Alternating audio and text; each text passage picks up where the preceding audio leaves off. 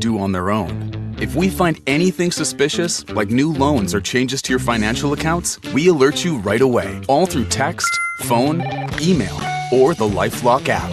Get the alerts that could make all the difference. Save up to 30% with promo code NEWS at lifelock.com. Terms apply. Air Comfort Service, heating, cooling, and insulation, weather. We have some wet times today and tonight, then get set for a surge of summer heat as we reach into Wednesday, Thursday, and Friday. Scattered showers around today. Not much in the way of severe weather, but there will be heavy downpours at times, 86. Scattered showers and a few thunderstorms tonight, 72. Tuesday, partly to mostly sunny. Some spot thunderstorms, 92. This is 97.1 FM Talk. Chief Meteorologist Dave Murray. The Annie Frey Show is sponsored by Air Comfort Service Heating, Cooling, and Insulation. Air Comfort Service is proud to support Greater St. Louis Honor Flight. Sign your veteran up for their Honor Flight today at gslhonorflight.org. And for HVAC services, aircomfortservice.com. Annie Frey, Ryan Wiggins, Brad Ray. That's us. That's right. Gotta love this American ride. What do you want from me? I'm not America's sweetheart. For goodness sake, kid. Keep your voice down. Your father's listening to the radio. I'm not America's sweetheart. This is the Annie Frey Show on 97.1 FM Talk. Oh, what a rainy Monday. It just feels like Eeyore outside. It's so nasty. I like it. We haven't had one of these days for a while, have we? I hate days where it rains all day, though, and hard. But if you're inside, isn't it a little refreshing that you get to be like, well, I don't have to miss all the beautiful sunshine outside today? Well, if you know that you're going to be inside and chilling and not doing anything important, then yes. Well, here we are. Touche. I woke up. What was I wonder if I cleared it. I was trying not to clear it off of my phone. I have now what? How long have we been talking about this? 7 weeks or so? Been saying, like, I don't know if I really want to report daily the back and forth on ceasefire, no ceasefire, ceasefire, no ceasefire. I think that the story has changed. Yes, I kept it. The story has changed within the day today because at 5:11 a.m. when I wake up at about 6 o'clock every morning, and that's just to do a run through. Is the world still intact? What kind of brand new stuff do I need to brush up on this morning? And if there's nothing, then I might snooze a little bit longer. This is the headline. This is the breaking news Fox News alert this morning. Breaking news. Trump demands Iran, Israel stop firing at each other. I thought, we're running out of headlines. No kidding. We're running out of ways to say. Trump demands Iran, Israel stop firing at each other. Now, I was just looking here in the studio at the at what Fox is reporting on right now, because they're reporting that Trump is saying the final negotiations with Iran are proceeding after a ceasefire was called between the country and Israel. So we're back at it again. I can't keep up with it. I don't know that I really need to keep up with it. I just can't believe a ceasefire didn't work in the Middle East. Well, and here's the thing. I don't feel as though we really need Iran to agree to anything. Haven't we? Right. Haven't we proven that we can impose our will through bombs and say, you're not going to have a nuclear weapon, and we're not going to allow you to have a nuclear weapon. And we've collected now all of these countries in the area, neighboring countries to Iran, who are like, Iran, knock it off. We're done. We're not playing this game anymore. It wasn't good in the first place. It's not good now. And here we see Iran warns of more strikes if Israel hits Lebanon. So the morning news in the 5 a.m. hour today was Trump going, knock it off! For the love! Stop! There's been a ceasefire negotiated this afternoon, and Iran is saying, but if Israel fires at Lebanon, we're going to fire again. Wow, that's not true. This one's permanent. I don't think it is. You know, the headline, though, that you just read off of the Fox News Chiron there, that Iran saying, well, don't you hit Lebanon or we'll strike you. Don't you do it. That's the whole point of this war, is that Iran strikes everybody all the time, has all these proxies, has all this terror influence throughout the world and especially the Middle East. So why are they backing Lebanon right now? They don't need to do that, but they do because that's what they do. Our YouTube poll for today is centered around this. In Iran, should Trump employ a little less talk and a lot more action? And when Ryan reads this today, he's going to do it like Elvis. Little less talk, but I should have said conversation in the poll. You worded it wrong. Little more action. I don't want a little less talk. What did you say? How do you have Elvis in your back pocket at the ready? What?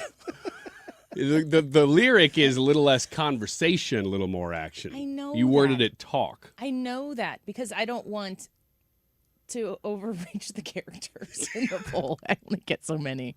It says the same thing.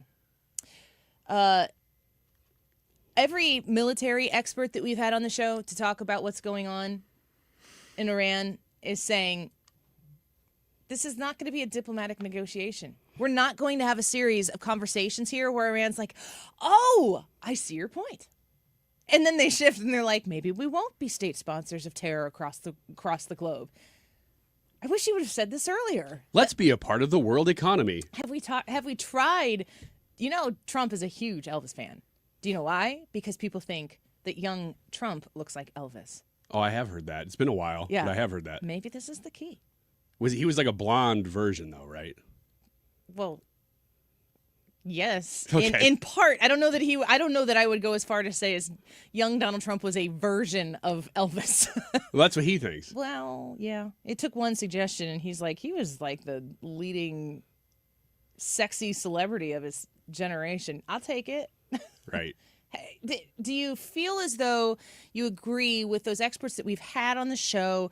General Kellogg is certainly, he was the first one to come out. It was really when high fives all around everybody, 60-day ceasefire, it's implemented. Donald Trump did it. He got everybody to sit down and stop shooting their guns, and we're working our way towards peace. Kellogg's like, we should be finishing the job over there. Karg Island, we should take the stranglehold straight to the people of Iran, and we should finish the job. There is nothing that a business person is. He kept saying business. This is not a job for negotiating business. This is war, especially now.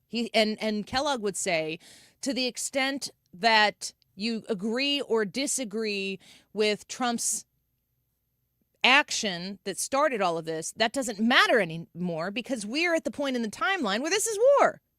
And you have to win the war. And you're not going to be able to pull back with the Iranians who will not listen to reason under any circumstances while they sit there and just go, okay, I see what you're doing. It's not going to happen. You have to take it all the way to its natural conclusion of the circumstances and the context that the United States has put this conflict in. So we're asking you in the poll, in Iran, should Trump employ a little less talk and a lot more action? Your options are move back to action, stay with diplomatic talks, both are needed, or it's a failed mission. Got to give something to the 3% out there to vote for. Helps them participate.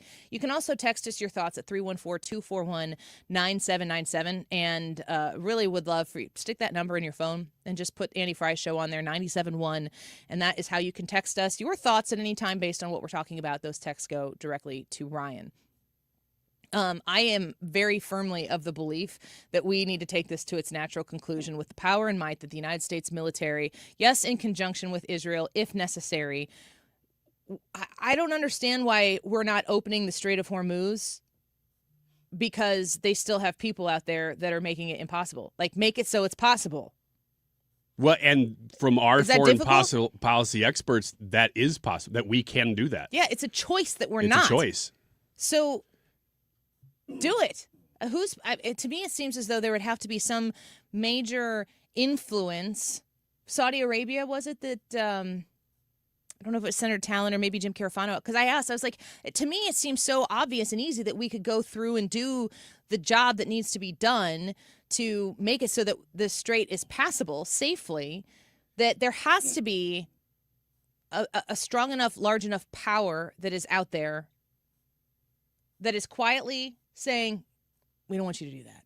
And I can't remember who it was, and I think it was Saudi Arabia, was saying we don't want them to hit their water supply or their hydration. That Iran would system, hit theirs. that Iran would go do something stupid, which is what they do, and lob a missile over and affect some of those countries that are closer to them, that they didn't want that to happen. And, my question was, I'm pretty sure it's Carafano. My question was back to them, has this process so far benefited these other countries? Are they in a better position now because of the action that is taken? Let's make it so that doesn't happen. But at some point, you've got to do what you've got to do to benefit the opening of the strait and to completely decapitate the military capacity of Iran. And why stop now? I don't understand that. So I'm for action. I think that we're capable. I think we can. To me, it seems as though, and I'm not any sort of military expert, but we've talked to enough of them on here that we have the capability to do it. We need to have the will to do it. That we've done some pretty incredibly more precise and risky missions. Like, I don't know, let's go get the leader of Venezuela in the dead of night in 3 minutes. We can't open the strait. Just go do. It's more do, less talk. Really amazing because the coalition that Trump has cobbled together in the Middle East, you'd think something like this would really tear it apart, and it hasn't. The Abraham Accords, the Gaza Peace Coalition, these things that he's put together, they've actually held. And this is a test of that, and it's been a good test because it's proven that these countries are still with us and not with Iran. What will happen? I don't know. But as indicated by the morning heads up, Trump demands Iran, Israel stop firing at each other. He's like, maybe if I say it simpler, maybe if I just make it more concise. This is Trey Yingst as of this morning on the topic. Iran's Islamic Revolutionary Guard Corps just announced they are halting attacks against Israel, but maintain the ability to fire again if the Israelis target Hezbollah in Lebanon. This is a significant development and an indication we may be looking at an off-ramp here after a whirlwind 24 hours across the region. This all started yesterday. So Trey Yingst reporting there that after a whirlwind 24 hours, this is the reality.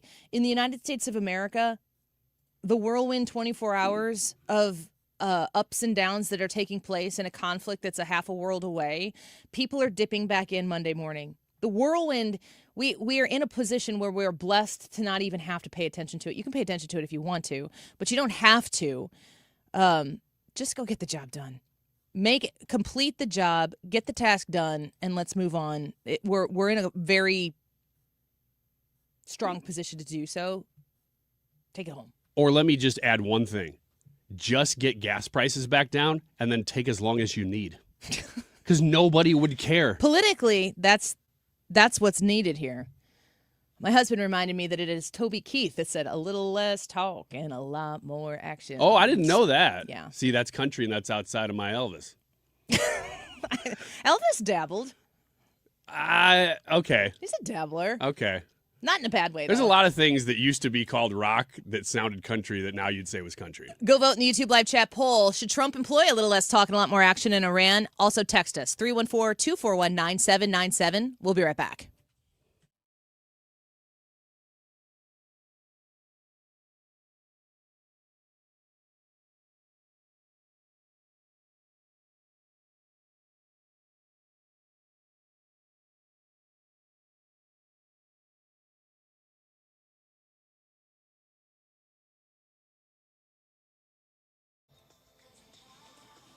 Civia Law, online at civialaw.com is the website for your estate planning needs. My husband and I established our trust through Todd Civia, and I encourage you to get that process rolling as well. You have somebody in Todd Civia who is available in Missouri and in Illinois. Their Missouri offices in Wentzville and Creve Coeur.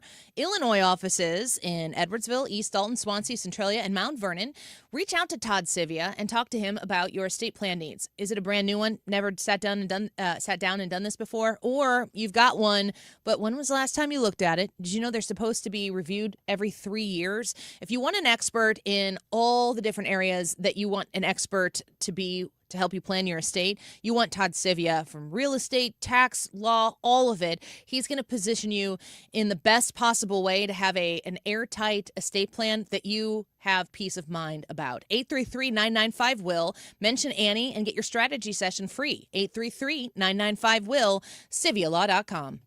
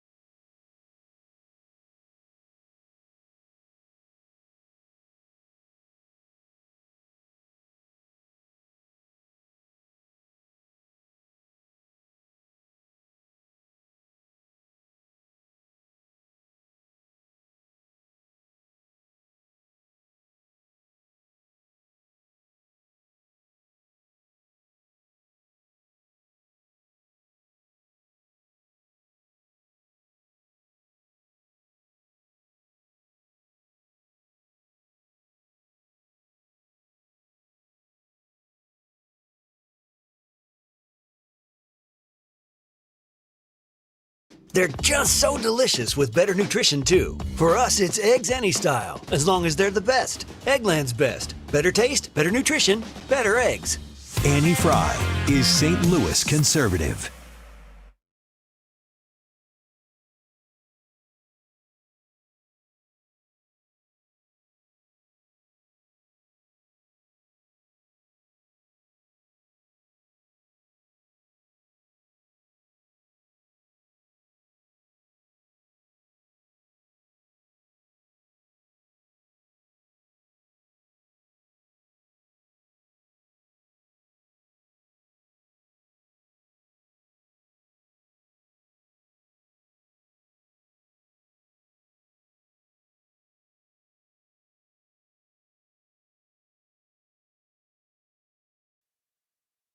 A week after Election Day here, and LA County says it still has 355,000 mail-in ballots to process. They will be counted in this massive facility behind me. Now, yesterday's ballot dump pushed Councilwoman Nithya Raman past Spencer Pratt by about 3,000 votes into that critical second place spot. If Raman holds on to her lead, she'll advance to the runoff election against Mayor Karen Bass in the fall. So you knew it was going to happen. You knew it was going to happen. If you listened to us, you knew it was going to happen. Spencer Pratt falling into third place in Los Angeles. Are you surprised? Yeah. Really? I really am surprised. I told you it was going to happen. Well, because there were so many people saying, oh, I bet this is going to happen, that I thought maybe everybody's crying wolf here or yelling so many about people were saying it that you thought, that can't be true. Well, it was people like Benny Johnson, for instance, was saying the same thing. And I'm not saying people like that will say the craziest thing possible is going to happen. That's Benny Johnson? And throwing some shade at him. I know I'm not saying he's doing that here, but there are a lot of people online that would say these like really, really extreme things. And I would think maybe it's true or there's an element of truth to it, but maybe they're just ramping up the most extreme thing that could happen. And now it has happened. I think That's it's what's funny so surprising. that you think that people are out there thinking so deeply and wildly about it that you decide to think wildly and deeply about the wildly and deep thinking, and then you try to like get them from the back. Well, I think what's happening is if everybody says one thing, I go, maybe that's not true, no matter what it is. Okay, conspiracy theorist. I said last week, if you're trying to look at what could be the best for the future of the state of California? Yes, Spencer Pratt being the mayor, that would be fantastic. Steve Hilton being the governor, that would be fantastic. But I said last week, and I want to remind you folks, that if Spencer Pratt gets, 3 a.m. ballot drops that puts him in third place and he's no longer going to be in the runoff, but Steve Hilton is in the governorship, that Spencer Pratt's ability to potentially bring support from Southern California, where there are less Republicans, that there likely could be a bump and a benefit for Steve Hilton, who's going to need something like that in order to actually pull off a victory at the governor's spot, as opposed to Becerra, who is already in. Now, that race is tightening as well, but I think Steve Hilton, the last numbers I saw, was still in a more comfortable lead ahead of Steyer, the billionaire communist. Then if Spencer Pratt gets bumped out of the mayor race, there's going to be people who are pissed at the system, and they're going to want to take that anger somewhere, and they will probably take it to the ballot box to vote for Steve Hilton when they probably never would have taken that step too far. I got to give you credit because that's exactly what you said last week. Thank you. And you said it about Spencer Pratt. I know. So did you think I was one of those crazy people joining the hordes of crowds saying what was likely going to happen that ended up happening that you were like, that can't happen? I don't know. I think you're in your own category for me. Ooh, that could sound like a compliment, but I know better. Yeah, it's not. No, I took it all as just, should we really be concerned about this? Yes, we should watch it, but I just didn't think it was actually going to happen. And now it has happened. You of all people. I know. You of all people. I know. But I'm also. You go make sure that the PTA votes aren't being counted at 3 a.m. I know. But I just, I don't know. I don't know why I thought that this was going to be sky is falling, but I did. I know why. You thought the other thing because I said that it was going to be this way. Hey, maybe. Psychologically, that's possible. It's like a reflexive response that a brother has. But watching those come in this weekend, I was genuinely shocked to see Spencer Pratt. It's slipping away from him, and it has at this point slipped entirely away. I hope that on election night that he knew this was going to happen. I hope that he didn't, because then you are talking about something that's very suspicious. It's suspicious. It's suspicious anyway. You're the 2020 chief suspicioner. I know, but that's because I look at the evidence, Annie. It's all just evidence. It's very rational for me. You're not saying anything that's rational. Oh, yes, or ordered. Yeah. Oh, yeah. I saw this and I said, well, everybody's saying California's system is corrupt, but I'll give them a shot. That's what I said. And I gave them a shot, Annie, and they failed me again. You have too much sugar? You check your blood sugar lately? I'm probably high as a kite. At least we have an explanation. The YouTube poll for today: in Iran, should Trump employ a little less talk and a lot more action? Move back to action, stay with diplomatic talks. Both are needed. It's a failed mission. You can, of course, vote. We want to tally the votes, and we'll give you those results at the end of the show. You can comment on the YouTube channel, but we want your texts as well. The Annie Frey Show text line, 314-241-9797. Any texts in yet so far? This first one here says, we need to bomb the absolute out of them. I'm over the nonsense. It just says absolute. Is there an E on the end of absolute? I need to know. There is. No. We need to bomb the absolute out of them. I'm over the nonsense. Just finish this for good. Yes. Next person says, I support the president, but you can't negotiate with terrorists in good faith. And that's basically what Iran is. It's just run by terrorists. That's what Kellogg's been saying. Support terrorism. And when Kellogg said that on the air, you're like, you felt like it was too hawkish at first. Have you moved on that at all? I just don't know the solution. I don't know enough about what troops on the ground, how long it would take, looks like to make. This doesn't have to be troops on the ground. Well, to take Karg Island, you'd have to do something. Well, you don't necessarily have to take Karg Island to open the strait. If that's all we're talking about, opening the strait, then I'm very much for that. If you open the strait, that is the end of the economic strength of what Iran has left. And, I mean, they've already been decimated, but there's this extra 5-10% that's lingering out there. And I'm like, why are we not put the nail in the coffin? Well, there was, and I think you said it was Carafano. It could have been him or Talent that was talking about that subject and said, yes, we absolutely could open the strait right now. It would take some work. And I think what he said was something like you'd have to step on the knuckles a little bit of Saudi Arabia to get them involved. But you should do it because that's how you end it. Yeah. Any more texts you want to read, or we can get to those in a little bit here. I do want to tease for a little bit later in the show, in the 1 o'clock hour, working on ways to improve output of the show and just the general visual of the show. You'll understand that our marketing for the show really just comes through internet stuff. And I said to Ryan this weekend, hey, you got a headshot? And your answer was? No. And I said, you want one? I don't know.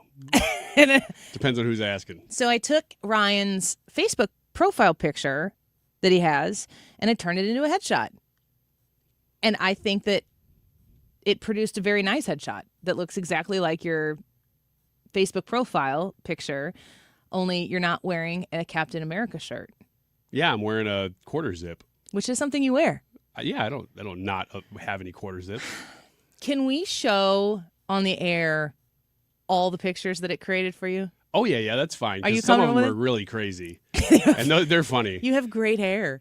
Oh, yeah, I forgot about those. The hair. I felt bad It sending just those. gave me hair. Yeah. Well, but in your picture, you had a hat on. Yeah. So I said, give me 10 to AI. I said, give me 10 professional looking headshots that stay true to this photo that is of Ryan. I went 10 headshots, and I want, because in the photo, you're looking off to the side. Yeah.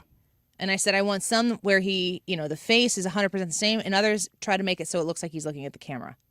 And I said, put him in different clothes, change his appearance, give me 10 options. And the 10 options, some of them are like, he doesn't need his hat. Yeah, here's a nice head of what looks like semi-fake hair. Oh, no, I think it looks real. I don't. I think it looks, I was like, if Ryan can get a hair plug client, you've said that you would do that. Oh, I'd do it. Listen up, folks. You need to. But I think they would do better than the AI did. Well, I hope so. That's fake, and it's a photo. We're going to show those pictures in the 1 o'clock hour, and you are going to want to be here for that. And we'll walk through your thoughts on AI specifically, because it is a little unsettling to know that there's something out there that can create your image so closely. And I told Ryan, I said, I will never use your photo. Like, you have to approve everything, and you have to approve my usage of it so that he's comfortable with everything. So, and he did on a few of them. Well, the scary there were some part, that you said no. Yeah, these are not okay. Yeah. The scary part is that it can take your picture and put you in different scenarios and poses and things that you didn't do. And it still looks like you. And certainly enough that somebody would say, that's Ryan. No, I think the ones that you said you're okay with, those look like your pictures. It'd be like, oh, look, that's Ryan, and he's pooping in the park. You could do something like that. I didn't, though. You didn't, Because though. I care about you, that you know of. And he's got hair. When we come back, Dustin Grage back with us on the Annie Frey Show, Minnesota columnist for Town Hall. He provides political analysis and research on X at Grage Dustin, online at dustingrage.com. There is a report out that Minnesota fraud, a little of that was investigated and brought to the attention of some people who have said, we've done everything we possibly can. Governor Walz is looking pretty foolish today, unlike every other day. Dustin Grage reacts in a minute.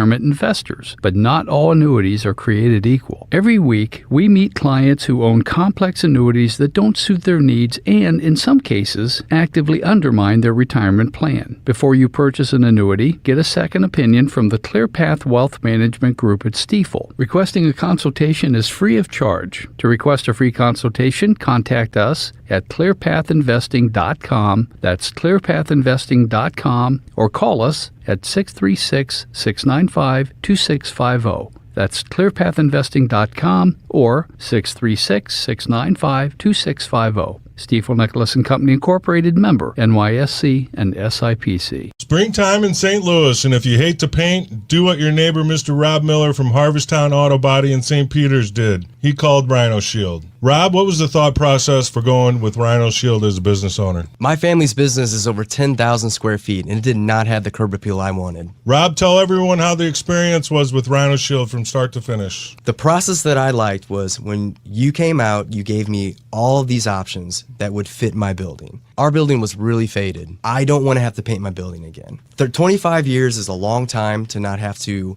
worry about the outside maintenance of your building as far as paint. That's a no-brainer. That's why Rhino Shield worked for me. Are your neighbors jealous? I would be if I was them. Thanks, Rob. Now it's time to call 877-25-RHINO. 877-25-RHINO or 877 25rhino.com. Genius. No pain, don't Rhino. Go Rhino Shield. Never paint your house again. Rhino Shield. The YouTube live chat poll in Iran. Should Trump employ a little less talk and a lot more action? Your options are move back to action, stayed with diplomatic talks, both are needed, or it's a failed mission. Right now, there is a curling iron puppet in my face pretending to be me and talk as me, but it is not. If you log on to the stream right now, you'll see I'm wearing the red shirt.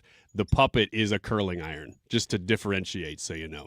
YouTube live chat poll, let us know what you think about that topic. It is 12:33. This time check is sponsored by Jerry Kelly Heating, Air Conditioning, Electrical, and Plumbing. It's time for a $98 AC tune-up. For details and a list of all station contest rules, visit www.971talk.com/rules. 250 years of capitalism, private ownership, and rugged individualism. Happy birthday, America, in 2026.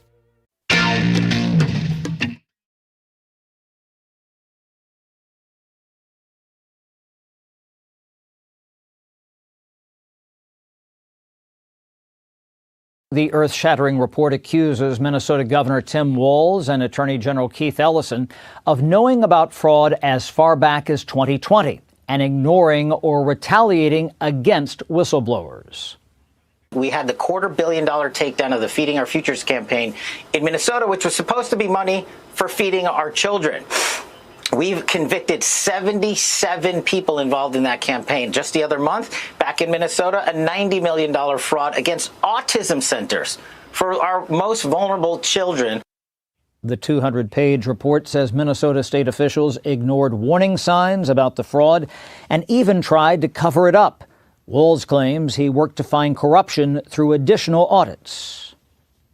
The buck stops with me. And as I know, some of you will take that as an open invitation to play politics with every incident of fraud that takes place here in Minnesota, even though I have to tell you, the statistics show it's happening in red states more than here, but so be it. The report says Minnesota officials dismissed fraud probes. It says they feared accusations of racism. The committee says that Ellison met with people from Feeding Our Future, including those later convicted of fraud. Now, the House this week is again focusing on fraud via legislation. One bill up this week cracks down on ghost students and fraud in student aid programs. Chad Pergram on Fox News reporting on what you would have known a long time ago if you follow Dustin Grage on X, at Grage Dustin, if you don't yet. He's here with us today here on the Annie Frey Show. You know all about it. Was it vindicating or annoying to hear this report after the fact, Dustin, say the things that you've been exposing in Minnesota for over, years now? Yeah, no, it comes to no surprise. If as I pointed out earlier on X today, if you were following me a year ago, you knew that Tim Walz was actually going back against whistleblowers. Not simply that fraud was occurring or that he knew it was happening. We've all known that for probably years, but actually retaliating against whistleblowers when they bring it up. And yes, his department ends up going and painting these individuals as racist. And in one case, I'm spacing on the name here, the whistleblower, but she just testified at the House Oversight Fraud Committee here in Minnesota. Yeah. Frey Bernstein, that's her name. So she's actually a registered Democrat. She's been voting Democrat, voted for Tim Walz, all these people over all these years. And she came out and said, yeah, these people wanted to come out and label me a racist, and they wanted to kick me out of my department. These types of people were actually coming forward. These aren't like hardcore Republican MAGA Trumpers coming out and trying to expose fraud. They're Democrats within their own departments, and they wanted to actually retaliate against these individuals. Dustin, let's just kind of reset the table for people who are dipping in and have the fortunate ability to dip out of Minnesota fraud the way you don't, because this is your home, much the same way that I feel about my home state of Illinois. You live it, and you're dealing with it, and you're fighting against it. Let's just talk real quick about some of the fraud that has taken place, been exposed, had the whistle blown, and then the folks like Governor Tim Walz and Ellison and so on and so forth have squashed it down. What kind of fraud are we talking about? Well, just based on the last first assistant attorney general, he claimed that easily half or greater, he would say probably in the greater, section of that, of just 14 specific Medicaid fraud programs. Of those 14 programs, half of that would have been fraud at least. 18 billion had been paid out to those. So at least 9 billion just in 14 programs alone. We also had just had raids occur this last month, just the first set of raids, because the individual in charge of that right now for the prosecution and the investigation said, this is just the first round. This is the beginning of Minnesota fraud. And that's going to carry over well past November into hopefully a Republican majority here in Minnesota. But that was another $90 million alone in that set of raids. So it's building, and it's going to go well beyond probably $20 billion by the end of this thing actually hitting. And a lot of people were surprised even back in November when I had said, well, we have whistleblowers coming out right now that say the fraud's well over $6 billion. People at the time were only saying, well, there's only like $1 billion accounted for right now. What do you mean $6 billion? And then just a month later after that, we're finding it's $9 billion plus. And yes, the number just keeps going up. And I don't think there's any end in sight to this fraud. It's just going to keep growing as we keep digging. Dustin, this is Ryan. You're in Minnesota. What can you say about Tim Walz's claim there, governor of Minnesota, that, yeah, this is also happening. Hey, it may be here, but it's also happening in red states, maybe even worse in red states. What do you say about that? Well, I just got to laugh at that a little bit because, you know, when we actually did find fraud and the couple state cases that we have seen so far here in the state of Minnesota, we actually had an individual, Keith Ellison, and his attorney general's office, who, by the way, met with fraudsters and said he'd fight for them. There was a state case brought here where the individual had family in Kenya. He had shipped money off. His family's in Kenya. He's a flight risk, right? Well, the attorney general in his office did not advocate to take the man's passport away when he decided to fork over a couple $100,000 just to post bail, which he clearly had. He had stolen like $9 million, so he had the $100K on him. So he paid that and ended up fleeing the country immediately upon paying bail. So that's another one instance here. Another instance, we actually had a Democrat-appointed judge. They were convicted. Unanimous jury conviction, and then the judge ends up coming back and pulls the conviction, says that actually this wasn't done correctly and we have to pull the conviction.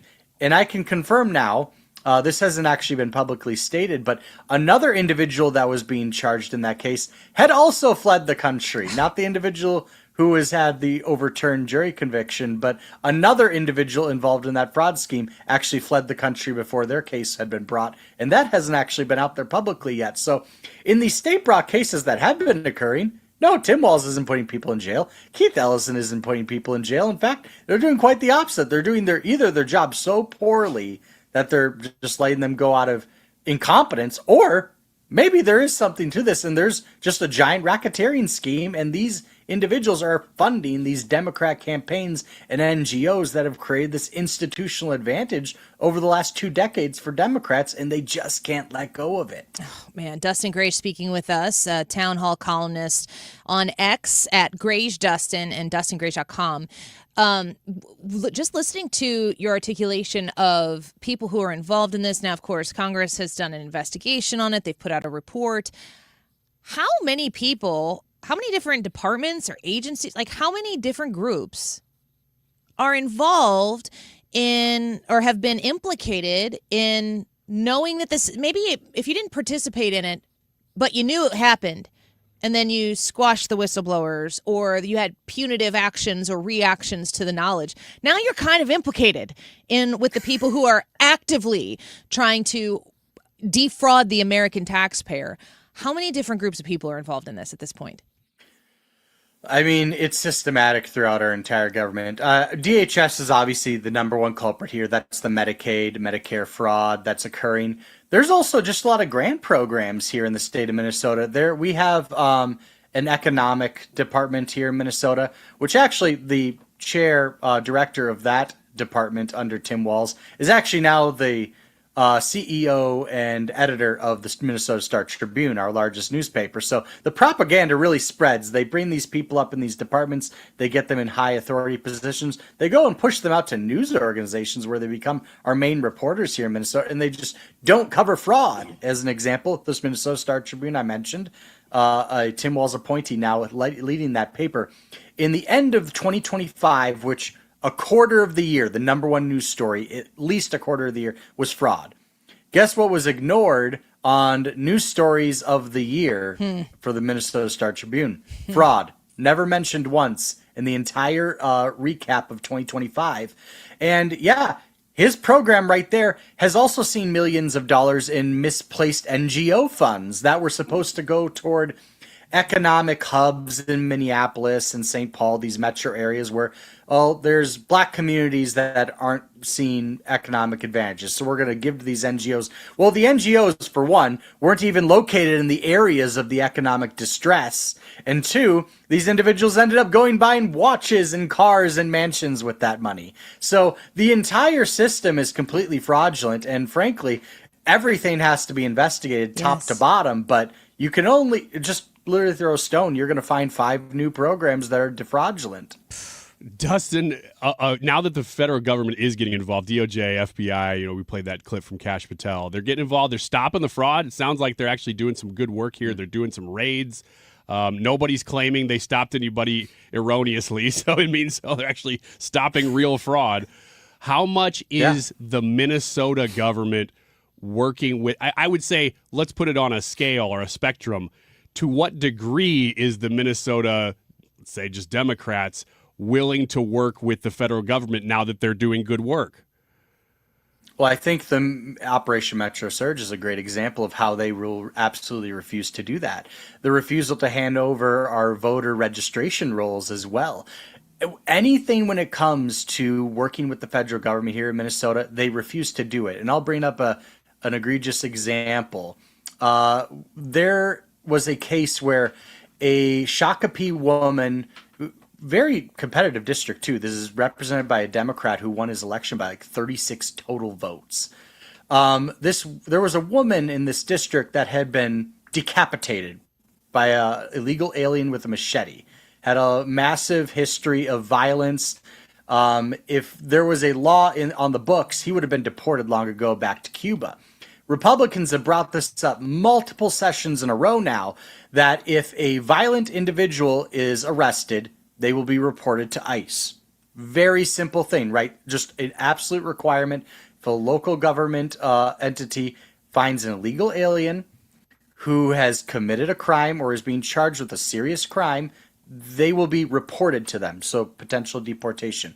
They have now 3 times in a row turned down this law, despite the son of this woman who had been decapitated having come into committee multiple times to testify that if this law is in place, my mother is potentially alive today, and they have voted it down unanimously every single time.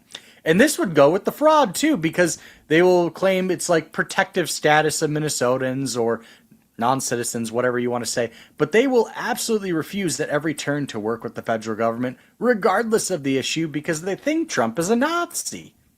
Oh, man. Okay, you invoked the word Nazi. I have to know. You know where I'm going with this, don't you? I don't even need to finish the rest of this sentence, but you know who I'm going to ask you about. Susan Collins going to win her race come November in the midterm against the I swear I'm not a Nazi, don't mind my Nazi tattoo candidate that the Democrats have put up for tomorrow's election? Well, I just have to laugh because now I saw one of those donor maps, where it says like, oh, here's all the pockets of communities that have donated to Graham Plattner. And I just laugh because Southern they're Poverty all Law blue Center areas, obviously. But then there's one area in northern Idaho where it's very famously known to have Nazi pockets of those communities, and it's like, oh, I wonder why they donated to the guy. Could it have been his Nazi tattoo or his Reddit posts hating on black people and all of these different things, using all these gay slurs and whatnot? It's like maybe this guy is actually who he said he was. Now, of course, all the AIPAC tracker people are going after Susan Collins, and it's the same exact playbook. Pretty soon we're going to hear about the battleship that was once sunk decades ago, and that's why Israel and America aren't actually allies, and it's going to go down that route because this is what the Democrat Party has become. And even when I look at I thought a fairly principled guy on his economic side, Thomas Massie. But then there's this like other side of Thomas that I just disagree with so heavily when it comes to like Israel. When that happens in our party, we usually kind of reject them. That's just not happening in the Democrat Party. It has become so mainstream. And even here in Minnesota and Maine and so on and so forth, we're actually seeing party platform positions removing language that says Israel has the right to exist, as an example. So this has become popularized in the Democrat Party. This is their platform. When it comes here and when we see kind of economic, good stuff from a guy like Thomas Massie, but then you include this anti-Israel stuff from a Thomas Massie, he got rejected by double digits. Yeah. So it just doesn't happen in our party, but it's so popular in their party. And yeah, they're going to push Graham Plattner through, but at the end of the day, Susan Collins reigns supreme. She will win again. Yeah, by in 10 good points. fashion. I think last time she was down by 6 points, but she won by 8. Yep. Now she's only down by 2 right now, so that means she should win by 10. Yeah. This next time around. Dustin, I got like 30 seconds left here. I've heard that Graham Plattner is a nod to the Democrats' party understanding of masculinity. The last time we heard that, they nominated Mr. Governor Walz there as a man's man. You look like a dude's dude to me. Is this are you going to defend your governor here, Governor Walz? Who represents masculinity more on the masculinity? I'm going to double down and dunk on him again because guess who? The first politician to visit Graham Plattner upon Janet Mills basically dropping out of the race. It was Tim Walz. He showed up to the main dinner the very next day. It was a guy's night out, Dustin. Dropped her bid.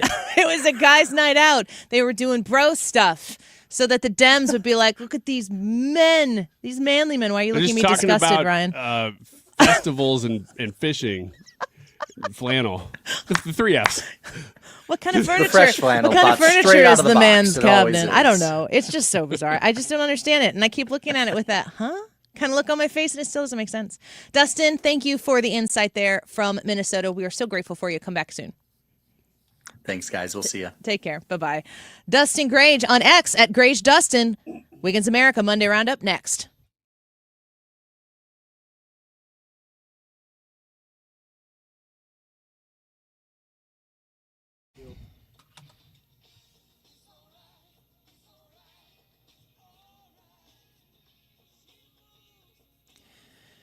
HomeshieldFoundationRepairs.com. It's raining.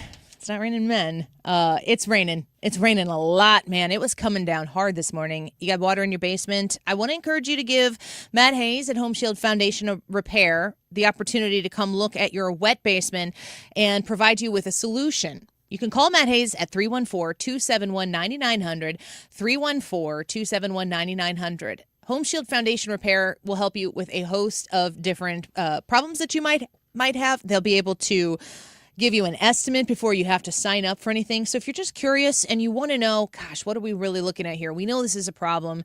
Is it in the budget? You want to have a conversation with someone you can trust to give you honest information, to give you an actual solution to your problem. Matt Hayes at Home Shield Foundation Repair, he's your guy.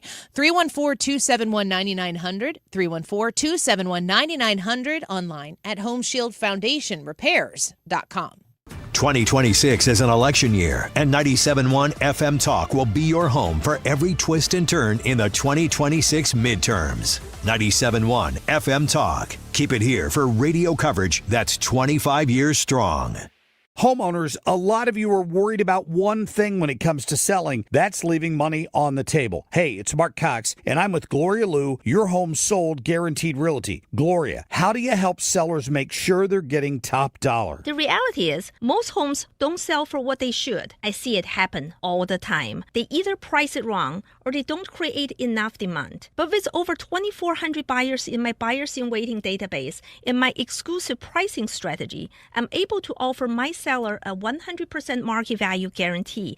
And if I can't get you 100% of your home's market value, I'll pay you the difference. So you don't have to wonder if you left money on the table. You can sell with confidence, knowing you maximize your sale. Make sure you get every dollar for your home. Call St. Louis real estate expert Gloria Liu today at 314-325-6888 or visit GloriaHasTheBuyers.com. That's GloriaHasTheBuyers.com. Gloria and seller must agree on price and possession. The Annie Frey Show is St. Louis conservative. Wiggins. Monday Roundup. Yeah. This here's the wildest ride in the wilderness. All right. Things from this weekend that you may have missed or thereabouts. The first is a little bit of America 250 news. Did you say America? Yeah, America 250 news. I didn't even do it on purpose. I just said America. Yeah, I think it's just getting to be that time. It's in my blood. So Japan is honoring the 250th anniversary of American independence with a series of major diplomatic and cultural celebrations, the highlight of which is that they are giving us 250 cherry blossom trees to be planted in Washington, D.C. Now, if you've never seen the Japanese cherry blossoms... I wish they would give us some fall blossoming trees. I hear you. Do you know what I'm saying? I do. Can we spread out the pretty blossoms so that everyone's not there at the same time looking at them? Yes. So 2 years ago, I went to Japan in this time period in the early spring because they said, "Oh, you're not gonna believe it how beautiful it is."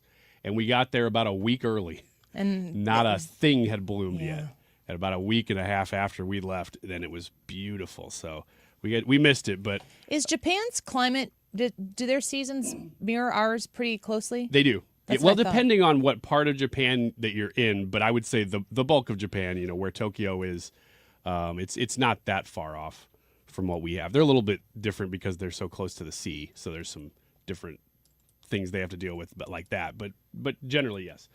So that's the first one. The second one is how often do you get bit by mosquitoes, Annie and Brad? I think I'm susceptible to them.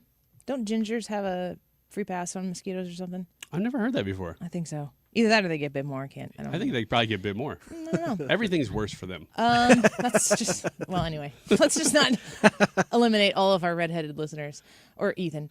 I'm sympathizing. Mosquitoes, I feel like I'm prone to getting bit. You give off some sort of like pheromone or vibe or something to mosquitoes, and they're like, I'm gonna bite that lady. Right.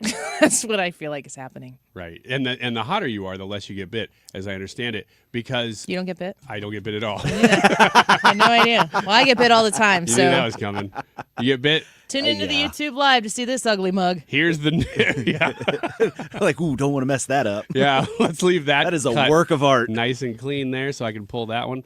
The news story associated with this is that a common repellent of mosquitoes now attracts mosquitoes. What? Ope. Yeah. The headline is that it signals a, quote, blood meal for the bugs. They've figured it What out is it? somehow. It's DEET. It's DEET? It's DEET. They've done multiple studies now with DEET where they'll have somebody put DEET on one hand and not the other. The mosquitoes now know that you're putting it on to avoid them. Is there a Fauci involved in this? This sounds like something that he'd be like, I'll put some DEET in there, and then I'll get on bit, page and then we'll have 5, to it sell says them. that the mosquitoes that we're dealing with have been genetically engineered by the DOJ. Okay. That's not true. That is not true. That's not true, because Google is making some mosquitoes. Mm-hmm. No way, really? Yeah. Oh, that's nasty. So there you go. You may want to start avoiding DEET and look for some other. There's other ways to, keep mosquitoes off of you, but that one in particular is not so great. And the last one we'll get to here before we run out of time. Is your name Ryan? Nope. Moving on. Time to break. You're needed for an unofficial world record attempt in Minnesota. The Ryans are gathering in the Twin Cities. Sounds like a trap to me. For no I'm reason. just telling you right now. This sounds like bait. Well, they're organizing to try to get the most people of one name on, into a field at the same time, into a parade at the same time. You could totally have an event where they do have the Ryans versus the Brads because they are the two most popular names. I don't know why y'all keep getting together to look at each other. I don't know. Most people the same name to ride a roller coaster together. I should do this. Steve Moore, next.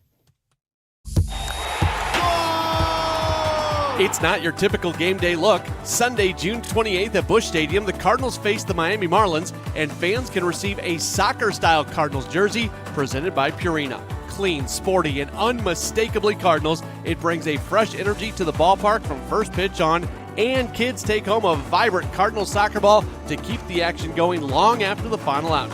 2 ways to play, one big Sunday. Get tickets at cardinals.com/promotions. Every Sunday home game is a Kids Sunday at Busch Stadium. From Team Fred Birding games to a kid-friendly DJ, ice cream, and family favorite activities. Sundays are built for young fans. Plus, select Sundays feature kids run the bases after the game. It's a day made for smiles, memories, and Cardinals baseball together. Make Sundays your family tradition at Busch Stadium. Tickets and details at cardinals.com/KidsSunday. Did you know replacing old vinyl windows with more vinyl windows might not be the best choice? Hi, it's Kim, and I'm here to tell you about Infinity from Marvin Windows, because these fiberglass windows, they're energy efficient, they're beautiful, and they're custom built to fit your home perfectly. The team at Lakeside Renovation and Design just makes the process so easy. I love the fact that they even offer a lifetime workmanship warranty. Look, if you're tired of drafts, high energy bills, or maybe hard to open windows, now's the time to upgrade. Visit windowsbylakeside.com to schedule your free consultation today. Your home is your sanctuary. Get the peace of mind you deserve with a free estimate on a Generac home standby generator from Generator Supercenter. They're the nation's #1 Generac generator dealer. With expert installation and 24-hour monitoring, Generator Supercenter won't leave you in the dark. Financing is available. Take control of your power today with Generator Supercenter of St. Louis. Call 314-499-2020. That's 499-2020 or GeneratorSuperCenterofStLouis.com. That's GeneratorSuperCenterofStLouis.com. Men, if you're suffering from erectile dysfunction or PE, you're not alone. Most importantly, you don't have to live with it. Paramount Men's Medical Center restores men's sex lives in just one visit. Their painless breakthrough treatments eliminate ED and PE, even when Viagra and Cialis don't work. Here's Dr. Simovitz, specialist in men's health. Paramount Men's Medical Center's painless breakthrough treatments eliminate ED and PE, regardless of age or medical history. 98% of patients see instant results right in the office. Men are now lasting longer than they ever imagined. And the best part, at Paramount Men's Medical Center, your consultation and first treatment are free. Qualified patients even get their testosterone checked free. Call 314-887-4333. 314-887-4333. Take control of your sex life. Call now. 314-887-4333. KFTK FM Florissant from the Kaufman Townsley St. Louis's Injury Lawyers Studio. Call 314-777-7777. That's 314-777-7777. Make history. I'm Lisa Brady, Fox News. He's expected to become the first sitting U.S. president to attend an NBA Finals game when the Knicks meet the Spurs in Game 3 tonight at New York's Madison Square Garden. Just a day after, 5 people were stabbed under the arena at Penn Station. City and state leaders have spoken out, suggesting it was a random attack by a homeless man. But it comes at a time when the city is already on high alert with the president's visit. Fox's CB Cotton. The stabbing happened Sunday evening inside Penn Station in Midtown Manhattan as commuters were moving through the terminal.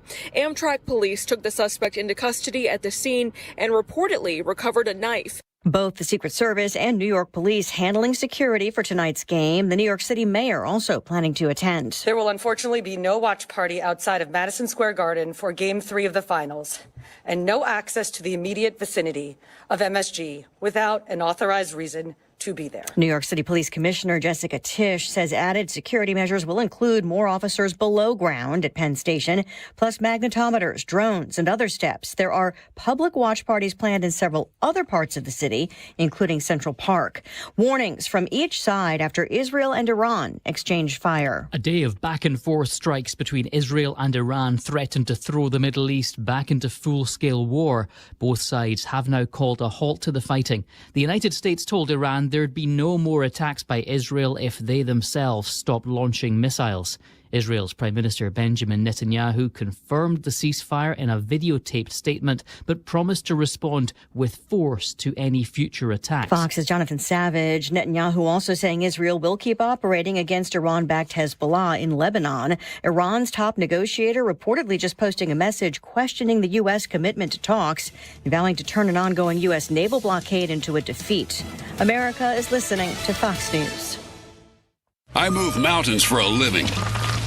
Literally. That means I don't carry hand lotion, and when it comes to serious heartburn, I don't mess around with anything but Rolaids Max Strength. Its dual-active formula has 1,500 milligrams of calcium carbonate and magnesium hydroxide that relieves heartburn fast. And the best part? The roll fits right here in my pocket, so I can get back to moving mountains. Rolaids spells powerful relief. 1,500 milligrams is our highest amount of antacid per tablet. Read each label. Use as directed. Keep out of reach of children. You're great at protecting your data, but lots of places could still expose you to identity theft. I thought it was safe. If that happens, LifeLock gives you a US-based restoration agent who will stick by your side from start to finish. Phone calls, filing documentation, preparing insurance claims, your agent handles it all. In fact, we're so confident restoration is guaranteed or your money back. Isn't it nice to have someone like that on your side? Save up to 30% with promo code NEWS at lifelock.com. Terms apply. Air Comfort Service, heating, cooling, and insulation, weather. We have some wet times today and tonight, then get set for a surge of summer heat as we reach into Wednesday, Thursday, and Friday. Scattered showers around today. Not much in the way of severe weather, but there will be heavy downpours at times, 86. Scattered showers and a few thunderstorms tonight, 72. Tuesday, partly to mostly sunny. Some spot thunderstorms, 92. This is 97.1 FM Talk. Chief Meteorologist Dave Murray. The Annie Frey Show is sponsored by Air Comfort Service Heating, Cooling, and Insulation. Air Comfort Service is celebrating 56 years of residential and commercial service, maintenance and installation, and heating and cooling systems. Get in your comfort zone. AirComfortService.com. Annie Frey, Ryan Wiggins, Brad Ring. That's us. That's right. Gotta love this American ride. What do you want from me? I'm not America's sweetheart. For goodness sake, kid. Keep your voice down. Your father's listening to the radio. I'm not America's sweetheart. This is the Annie Frey Show on 97.1 FM Talk. Welcome back to the Annie Frey Show. We're happy that you're here with us this afternoon. A rainy morning, and I'm looking outside downtown St. Louis. It just looks wet and gray and springy, and I'm here for it. I don't mind it at all. Have not yet gone to vote for the in the YouTube poll. We're asking you, in light of the back and forth, even today, that took place regarding the ceasefire. They're shooting at each other over the last 24 hours. As Trey Yingst explained it in a clip we played a little bit earlier, quite the whirlwind of craziness that's taken place over the last 24 hours. There's a lot to be paying attention to, of course, on that national stage, and President Trump is still very much so committed to working towards peace. Now, in the midst of all of that, there's a lot else going on in, especially economically speaking. You see the president continually trying to put America first and make America great again. And they got this jobs report out. It is out, the Made Jobs report. 172,000. Is there any doubt that this anecdotal evidence about a good labor market has been very correct? That is a really strong number. And last month, well, we had a revision from 115,000 to 179,000, which means the 2-month revision has got to be over 90,000. That is a good number. Even manufacturing posted a 7,000 job gain. So how strong is 172,000? That would be the best number since 185,000 in March. These are solid numbers. If we look at what's going on with average hourly earnings come in at 0.3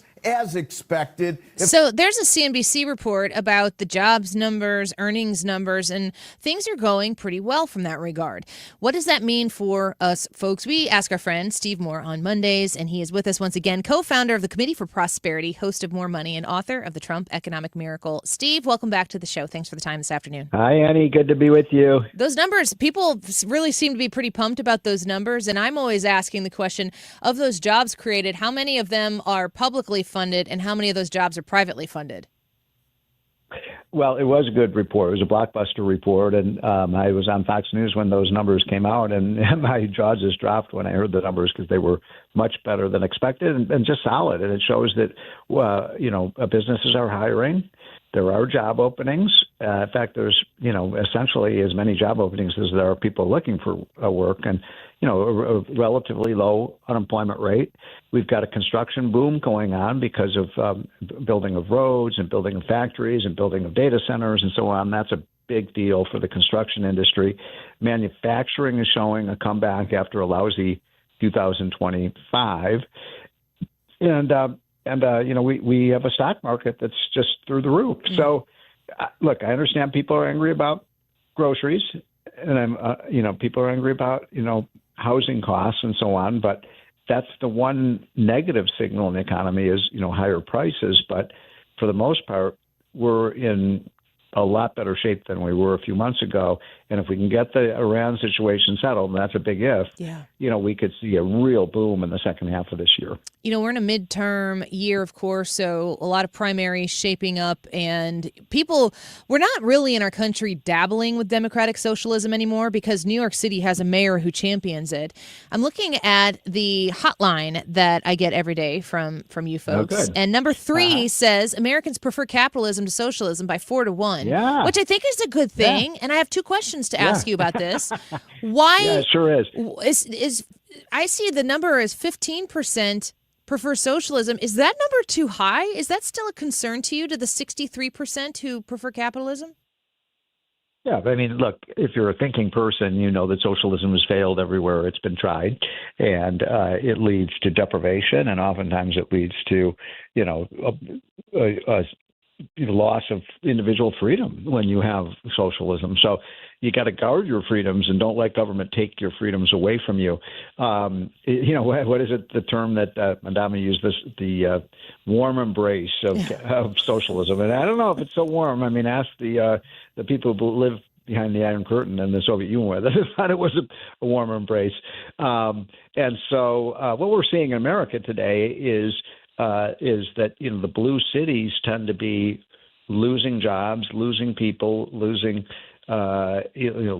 wage jobs, and they're going to other places because businesses are moving to places that are more business friendly. So the blue cities, I mean, have you been following what's going on with Los Angeles, where you have this completely incompetent mayor, and she finished in first place in the primary, and now it looks like you have a second liberal Democrat who wins, although there's been a lot of hanky-panky going on there with the election process there. And so, the people in Los Angeles will be able to choose between Tweedledee and Tweedledum. And so, it's really just a sad Which one's state which, of affairs Steve? There.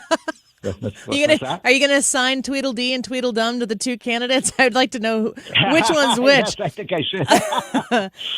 Steve, I think that confidence in our systems, if we're out here watching candidates, and in some cases successfully, sell the idea of democratic socialism to voters, you'd think that they would want to be able to say government works and you should be able to trust it. But boy, Steve, we're seeing fraud rampant across our entire country, the vice president rooting it out. How do you feel about the vice presidential effort to root out this fraud and the exposure of it? What do you think? Well, first of all, you're making a really important point, which is that, it used to be when I first came to Washington 30-some years ago, you had Democrats and we would disagree on policy issues and stuff. But I always believe, Democrats wanted good government. They believed in big government, but they also believed in good government. I know still a lot of liberals do believe in good government, but a lot of them don't. They just want the money. Yeah. They just want, the money to be transferred out. They don't care if there's fraud. In fact, a lot of them favor fraud because, it's just coming from rich people. So they act as if the government can just print money and just hand it out to people. Gee, it would be a wonderful thing if we could do that. So I find that disturbing that you've got so many Democrats that are trying to stop what J.D. Vance is doing. Yeah. To trying to find the people who are stealing from us. I've said it on your show before. I'll say it again. It's when someone defrauds a government program, it's no different than somebody comes up to you on the street with a gun in your face and say, "Give me all your money." I mean, that's essentially what they're doing. They're stealing. So, my attitude is, how dare the Democrats talk about, raising taxes on people? First, let's get rid of all the fraud. Then maybe we can talk about raising taxes. Yeah, 100%. And I mean, if you look at the amounts that we're talking about, billions, a pile of $1 billion here and a pile of $1 billion there. It could be close to $1 trillion. I think it was it Stephen Miller who said at that kind of town hall thing he did with the vice president that if we eliminated the fraud, we could balance the budget? Well, I think that's, and Stephen's a good friend of mine, and I've known him for years. Gonna couch that and he's a really smart guy. He's been such a valuable asset to Trump. I don't think he could balance the budget, but I think he could cut the deficit in half. Just in fraud. That's still a big number. Yes, and to think that you would be able to do that without having to cut a bunch of actual funded programs that people are benefiting from. Yes. Steve, we're thankful for your time today. Thank you for being with us, and I encourage people to check out that hotline as well. It's very helpful. Okay, thanks, Annie. Have a great week. You as well. Bye-bye. That hotline, the Unleash Prosperity hotline, I get it every day, and it's very helpful. You can just sign up at their website, the committee to unleashprosperity.com, and I like it because, first of all, it's in a list, a numbered list. I don't know why my brain likes that, but my brain likes that. It's easy to consume, quick, and it's always got pictures, which are helpful. Lists and pictures and colors, which makes it easy to consume quickly to get the point across. 63% on this post here, 63% of the people polled, and it's a McLaughlin and Associates poll, 63% to 15% of Americans choose free market capitalism over big government socialism. 22% said they didn't know or they refused. That's not enough. 63% is not enough. We need to get that number up a little bit. The YouTube poll for today: in Iran, should Trump employ a little less talk and a lot more action? Should he move back to action? Should he stay with diplomatic talks? Both maybe are needed, or you think it's a failed mission? As it is. YouTube.com/@AnnieFrey. Go subscribe on the Annie Frey YouTube channel while you're there. But if you find today's live broadcast in the live chat, you'll see the poll and you can vote there. You can also text us your thoughts at 314-241-9797. We'll get to some of those here in just a minute when we come back. Don't go away.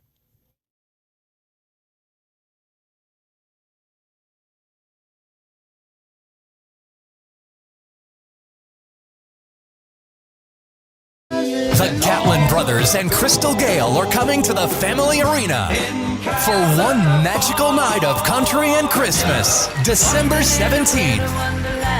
It's the Gatlin brothers farewell tour, and Crystal Gale is joining them to celebrate an evening of country's greatest hits and beautiful Christmas music. Don't miss the Gatlin brothers and Crystal Gale. Tickets are available at the Carroll House Furniture box office at the Family Arena or at Ticketmaster. One of rock's legendary voices, the original voice of Foreigner, Lou Graham, The Release Tour. Saturday, October 10th, the Family Arena with special guest John Waite. Tickets on sale now at the Carroll House Furniture box office located at the Family Arena and Ticketmaster. Don't miss the original voice of Foreigner. Lou Graham in concert. New album released coming March 27th. License number GL250000615. Hey Dad, what causes drains to clog? Grease, hair, soap scum, and tree roots. Tree roots? This town has old pipes and big trees. They find each other. They grow inside pipes? They bust into pipes. Whoa. Once they're in, the water stops flowing. Can we fix it? The big green grasser machine can fix any clog. Green is always grasser at grasserhomeservices.com. Men. Need a clinic that accepts all insurance, including Medicare? U.S. Men's Medical Center in St. Peters does. U.S. Men's helps men experiencing loss of energy, focus, concentration, and low libido. And they accept all insurance, even Medicare, for testosterone replacement therapy. Patients love the staff and the fact that, yes, I'm going to say it again, they accept all insurance, including Medicare. Feel better? Call U.S. Men's Medical Center at 636-244-5333. Don't let tax refund worries hold you back. File now with TurboTax on Intuit Credit Karma. They'll find every credit and deduction to help you get every refund dollar you deserve, or your money back. Start filing today in the Credit Karma app. You're listening to The Annie Frey Show. 97.1 FM Talk, St. Louis Conservative.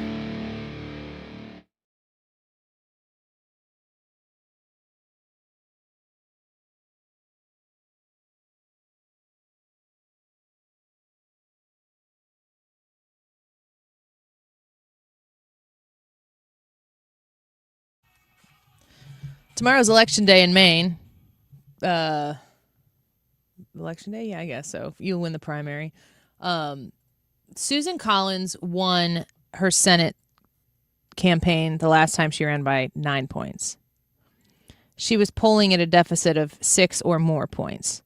Like she was going to lose. And it was almost comfortable, like outside of the margin of error, that she was not going to win. And then she shellacked them. Like, watching, if I were her, I would just strut around like scoreboard all the time. Be like, you can come at me again. And then in Maine, they're like, we're gonna hit her this time. We're gonna hit her hard. Graham Plattner. Now I've spent more time than I really like to admit on talking about Graham Plattner, but I still don't know what they're doing. I still don't understand the plan here. I still don't understand what he actually is for. So here's a quick clip from. He's doing these, again, I can't look at him and not think of Russell Crowe meets Brad Pitt in that Nazi movie for obvious reasons. Like the AI version. It's like kind of close. What would happen if these two characters, actually, we should do that. What would happen if these two characters had a baby? Russell How about Crowe? if we just put them up next to each other and they just put a picture of Graham Plattner and said AI did this? I mean, I just want to see how much what AI thinks that those two meshed together would look like Graham Plattner, because I think that's the case. Can you name a policy that he has? Anything? Yeah, anything? His main thing is that he says Susan Collins is Donald Trump. Oh, well, they do look alike. Listen to this. Here's, you want to know what Graham Plattner stands for? Here you go. If I had my way, elections would last 2 months. They would be publicly funded, and if a billionaire looked at a TV ad the wrong way, we'd put him in jail.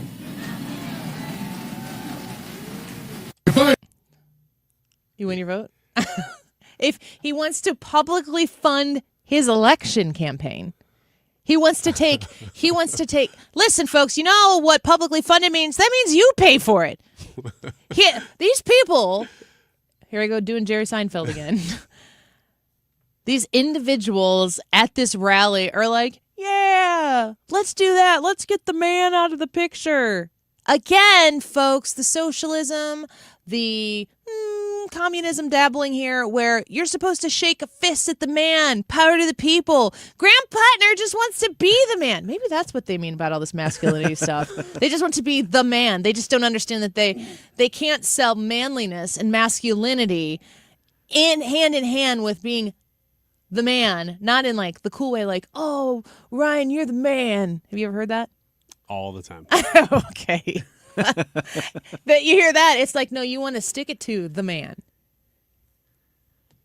He said that if he had it his way, yeah, I know why you'd want a campaign to be 2 months long, because you're getting your butt kicked in this campaign, because apparently there's such a heap of trash following you around. Your baggage is so big and so large and so heavy, they're just dumping it all over the place, and you haven't even won the primary yet, and you don't even really have competition in the primary.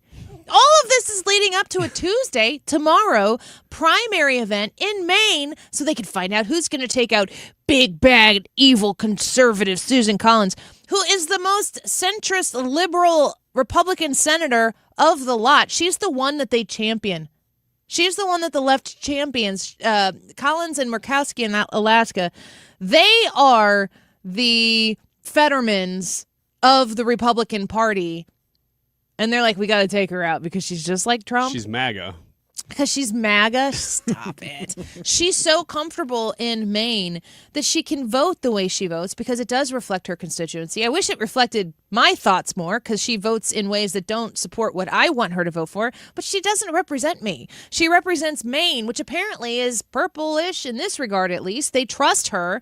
She shows up for votes. You know she's got like 10,000 plus votes, consecutive votes. She's never missed one. Never missed one. Oh, I didn't know that. Yes. As Bill Hemmer says every time this comes up, she is the Cal Ripken of the United States Senate.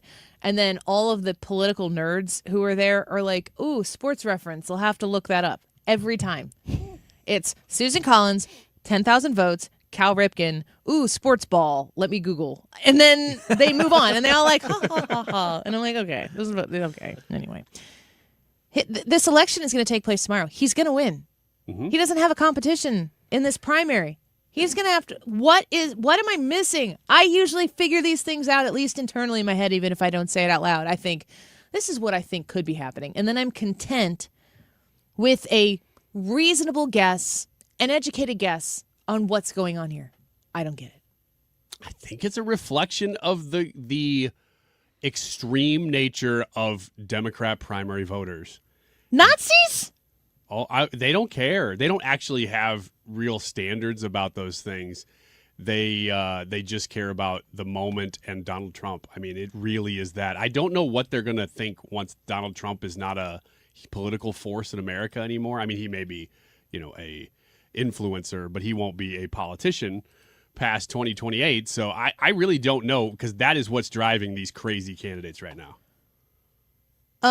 People will say, blue no matter who. Yeah. Red till I'm dead. I mean, am I going to do something? Okay, a good example. Governor's race, state of Illinois, 2018, J.B. Pritzker's first race against incumbent Republican governor Bruce Rauner. Guys, we just had a Republican governor. He was not a great Republican. He was a heck of a lot better than these psycho Democrats that Illinois drudges up. So in that regard, you've got a Republican governor who got elected saying that he was pro-choice.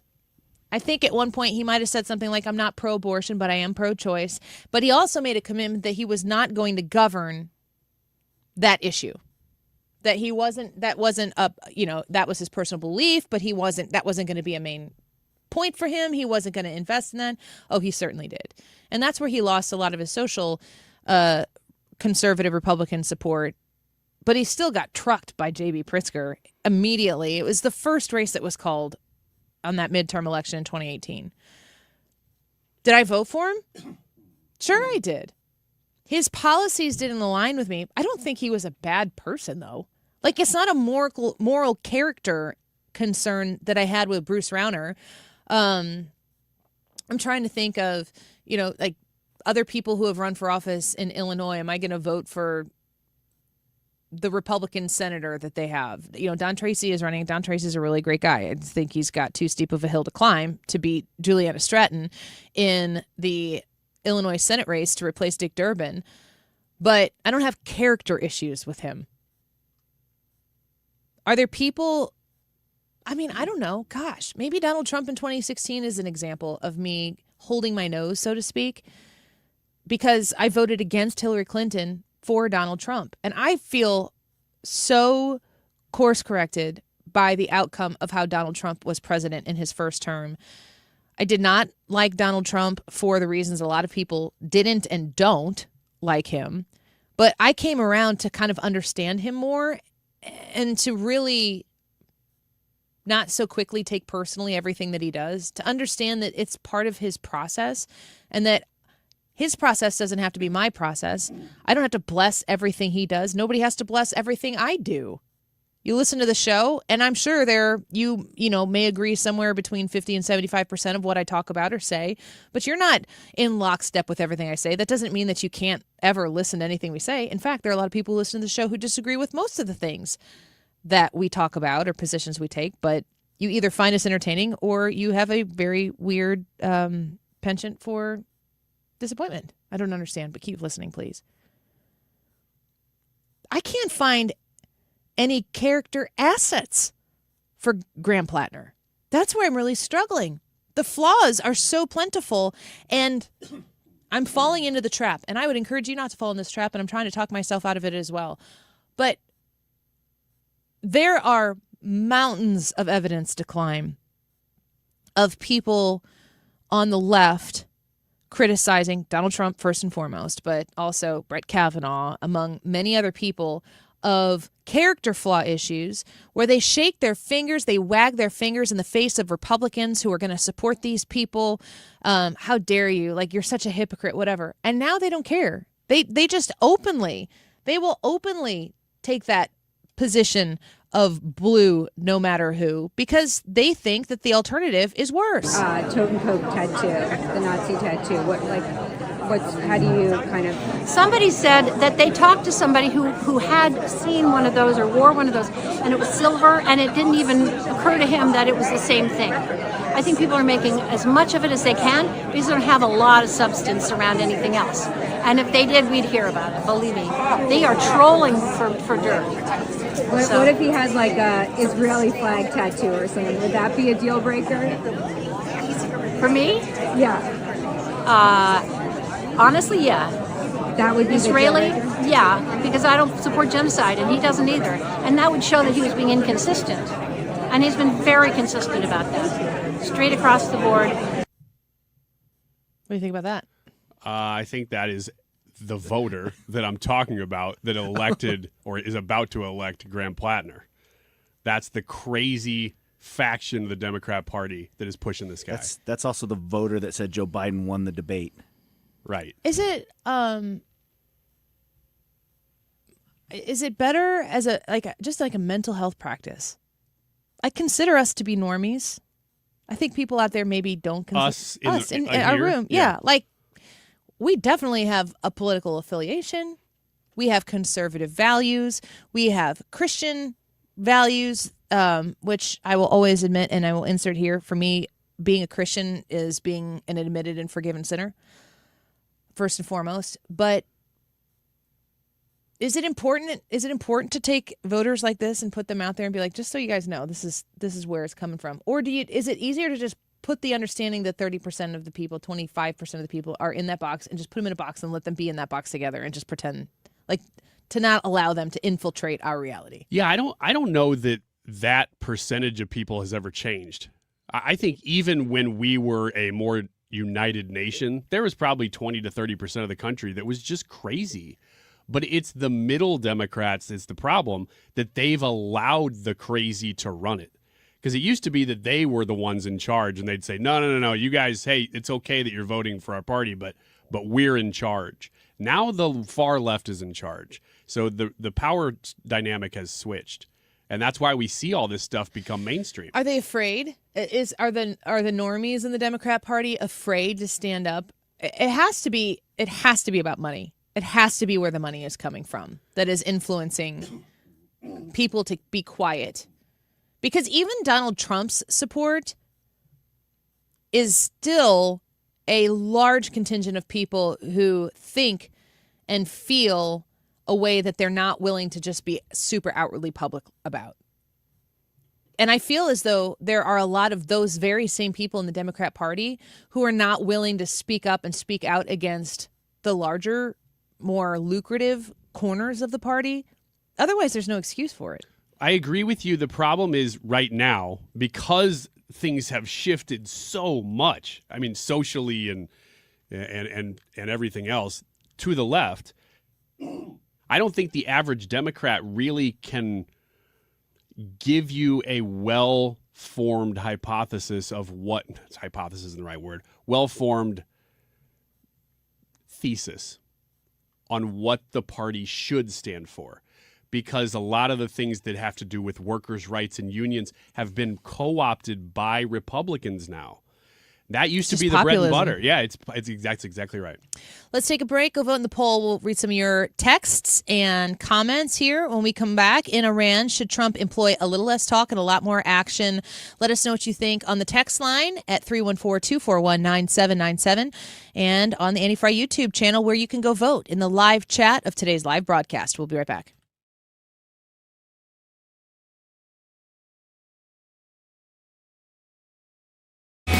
Bringing a data center online takes more than equipment. It takes precision. Graybar helps customers predict, stage, schedule, deliver, and verify every step of the build with critical products that are available now. From networking and wireless to critical power and testing tools, our teams help you reduce downtime risk, and keep projects on track. Speed, scale, ready now.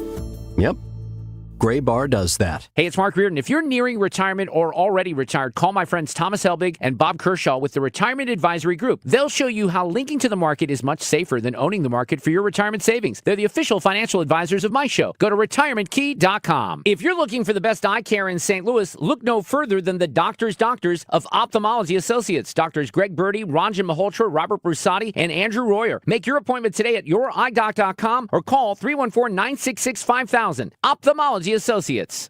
See website for details. BillsHappen.com is not a lender. It does not make credit decisions. Must be 18 years old. Not available in all states. Honey, everything is so expensive, and our bills are piling up. You're telling me credit cards are maxed out, rent is due, and the car payment's right around the corner? We need some extra cash. We should do what my friend from work did. She went to BillsHappen.com and got the money she needed the next day. Our credit is not great. Are you sure that would work for us? BillsHappen.com is one of the largest personal loan networks. They can help people with all credit types get up to $5,000. Sounds like it's going to be a hassle. My friend said it was super easy. She did it right from her phone during her lunch break. If you have a regular source of income, you can be approved for a loan for up to $5,000, and your cash can hit your bank account the next day. BillsHappen.com's lenders have millions of dollars to lend, regardless of your credit history. Guess what? I went to BillsHappen.com, and we're getting our money tomorrow. Wow, that's fast. Problem solved. If you need extra cash, go to BillsHappen.com. That's BillsHappen.com. BillsHappen.com. The YouTube live chat poll today is about Iran. It's asking, in Iran, should Trump employ a little less talk and a lot more action? So there's a few options here. Move back to action, stay with diplomatic talks. Both are needed, or this is a failed mission. Let us know what you think. It's 1:33. This time check is sponsored by Jerry Kelly Heating, Air Conditioning, Electrical, and Plumbing. It's time for a $98 AC tune-up. JerryKelly.com. Built on backbone, not buzzwords. 97.1 FM Talk, St. Louis conservative.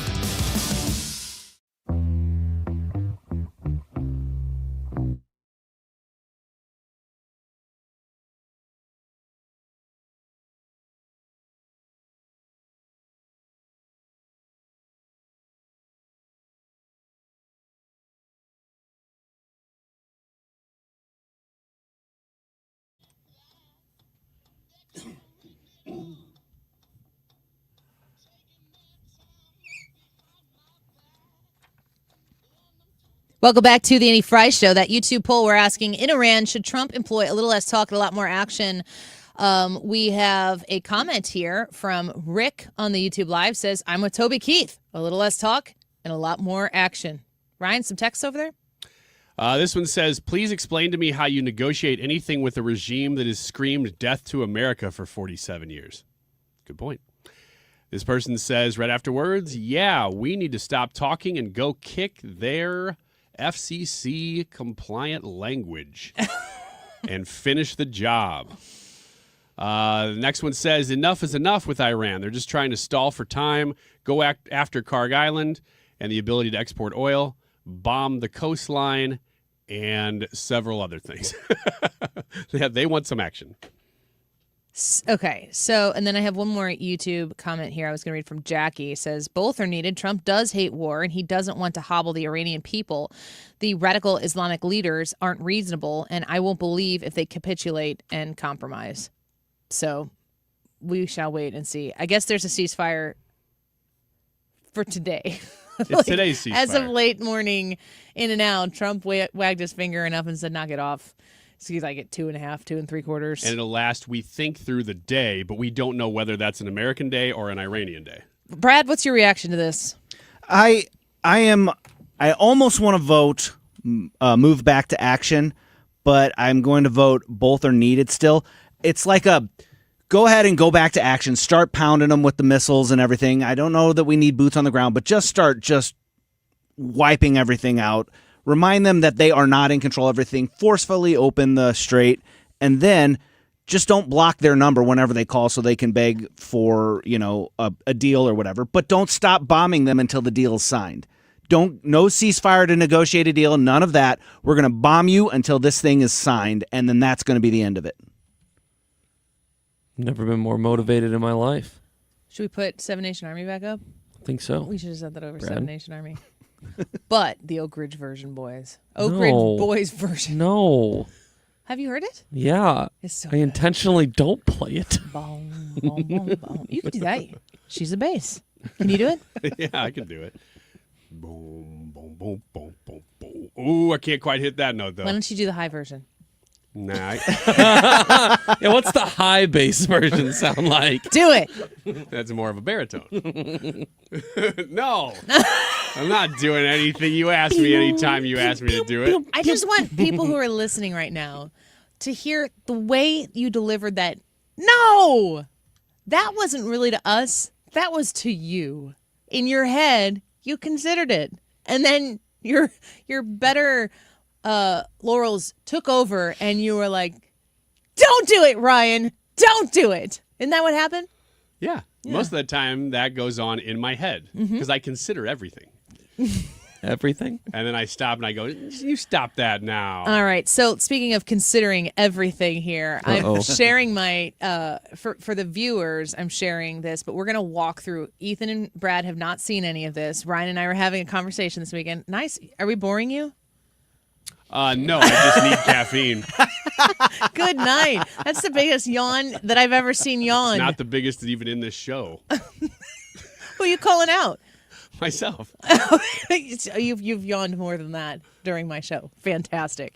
Create a headshot for Ryan Wiggins from this attached image. You don't have a headshot. We've never had pictures taken of us professionally as a show. We don't have any of those fun group photos where we all look like we're having a great time. Mm-mm. Anytime I've ever had professional photos taken of me, they always fail because I do way, way too many finger guns. Look at this. Look at that headshot here. So I asked him to take the picture that I pulled from Ryan's Facebook.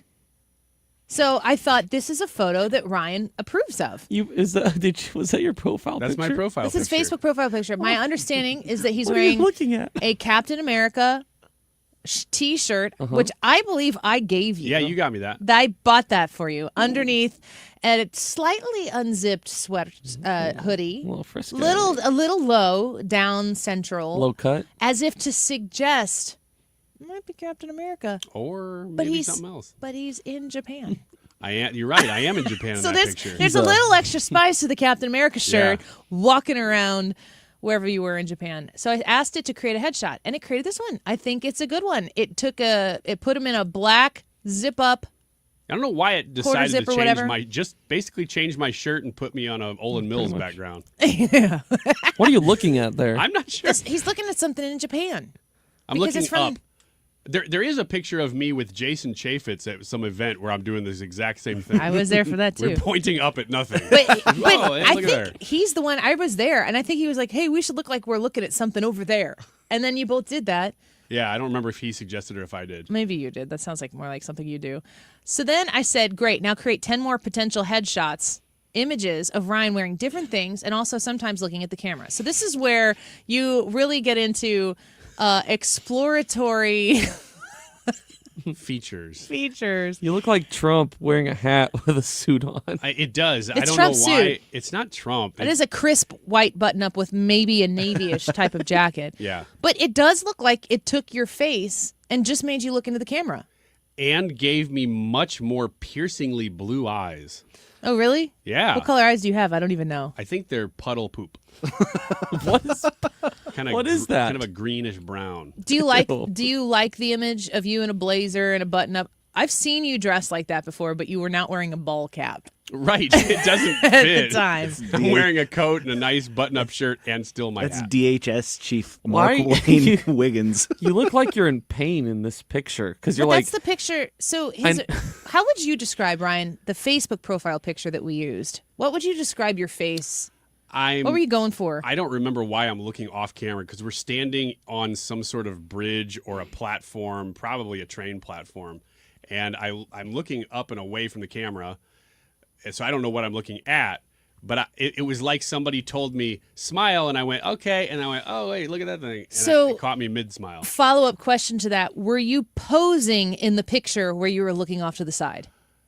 I don't think so. Ethan, do you do this? Do you take posed pictures where you're looking where the picture is supposed to look like it's a slice of life? They just captured you in this moment. Do you pose for pictures looking away from the camera as if you're? Do you know what I'm saying? Yeah, I do. You do it, I've or done you know that. what I'm saying? I know what you're saying. I've done it before. I wouldn't say it's a super common thing. The millennial in me, I cannot do this.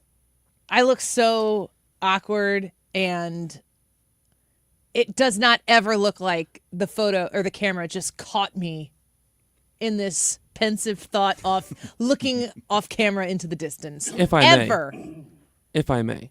It all depends on who is taking the picture, because if you have a fellow millennial taking the picture, then we're cooked. I think you're cooked. You don't know what to be looking for, but if you have someone that understands what's the word for like where you're taking pictures and it's meant to look, there's a specific word for it, I'm blanking on it.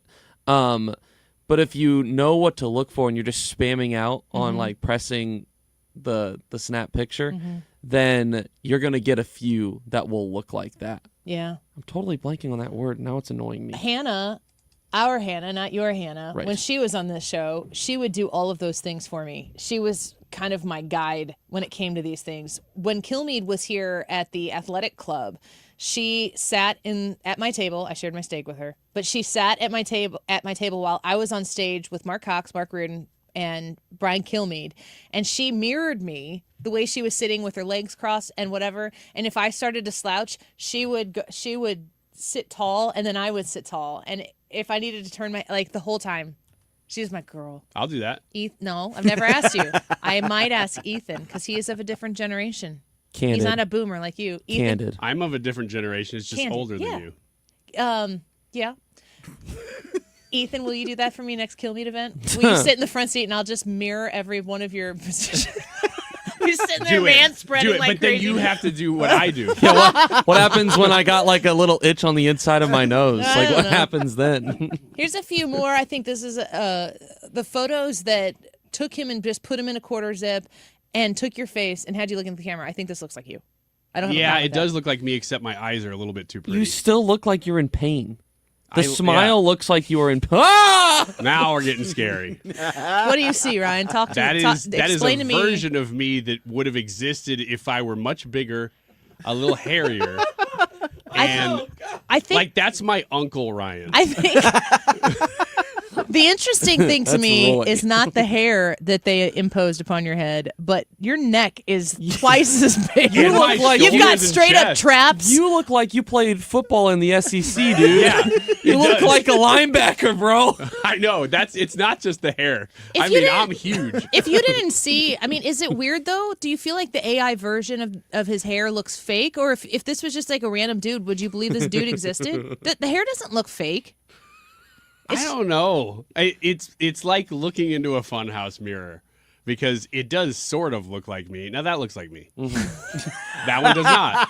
These No, are that different- one. That these are one's different closer. people. That one's closer than the linebacker. Because the hair is a little less. The hair's a little less. Do His you- eyes and nose are a That little dude smaller. owns a moderate-sized No. This dude's a realtor. tax accountant. This dude's a realtor. company. Yeah, Do you yeah. see these pictures? I wanted to ask you in sincerity. When you see these pictures, you've said that the thing that you're probably most self-conscious about yourself is that you lost your hair earlier than you expected. It's just kind of been something you've had to accept for a long time. And you've also said that if there was ever an opportunity to do it, that you would get a hair transplant, that you Yes. would go back to a full head of hair.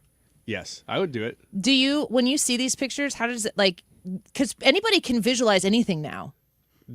How do you feel when you look at something that really does look like it could be you, but is a different version of you? I don't think that does look like me is the problem. All the ones where they gave me hair, it's like they also changed too much other things about me. Like that. Like these are, that is sort of a model. That guy's a stunt actor for a real actor. You look like Who would play Ryan Wiggins in you a look movie? like Rip This guy. from Yellowstone Right. had to go to the city that day. Yeah. Now, it's funny leather because I jacket. see the hair and I'm like, the hair, it looks okay. It looks fine. But It's okay, but talk to other me about features that. just don't work. To me, that sounds like you're coping. Like you're avoiding the conversation about the hair and talking about the like this. I'm not. I mean, the hair looks fine. I'm just asking, does it bother you to see it, or does that make you think I should look into this? No, it doesn't bother me. It doesn't bother I just think you. the ones where they added the hair, they had to do too much with AI to get there because I was wearing a hat, and it changed too much other stuff about me so that it doesn't look like me. So it's hard for me to judge the ones with hair because they look the least like me. You see what I'm saying? The ones where I'm wearing a hat, they still look like me. That looks like some guy who is absolutely on a park bench saying, go with me when you sell your house. That Yes. I could tell you the career of every single one of these pictures. If anybody wants to sit down and meet with you about a hair transplant, do you want it?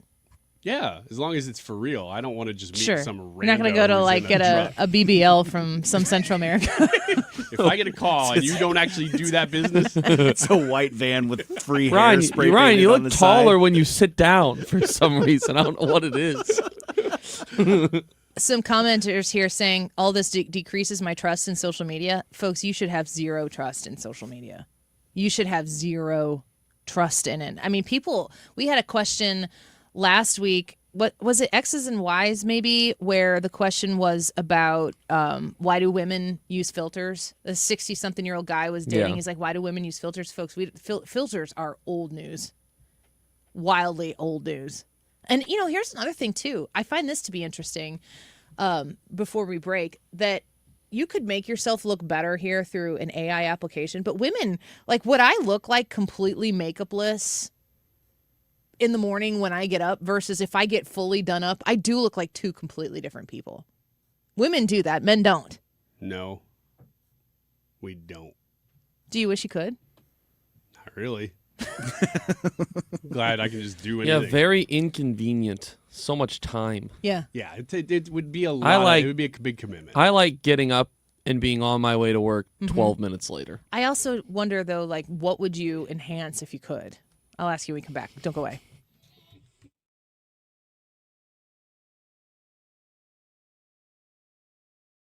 Hey, St. Louis, this is Brian Kilmeade. You know, I always have a great time when I visit you guys, and I'm coming back this November. So join me, Brian Kilmeade, by getting tickets for the show at The Factory at 971talk.com/events.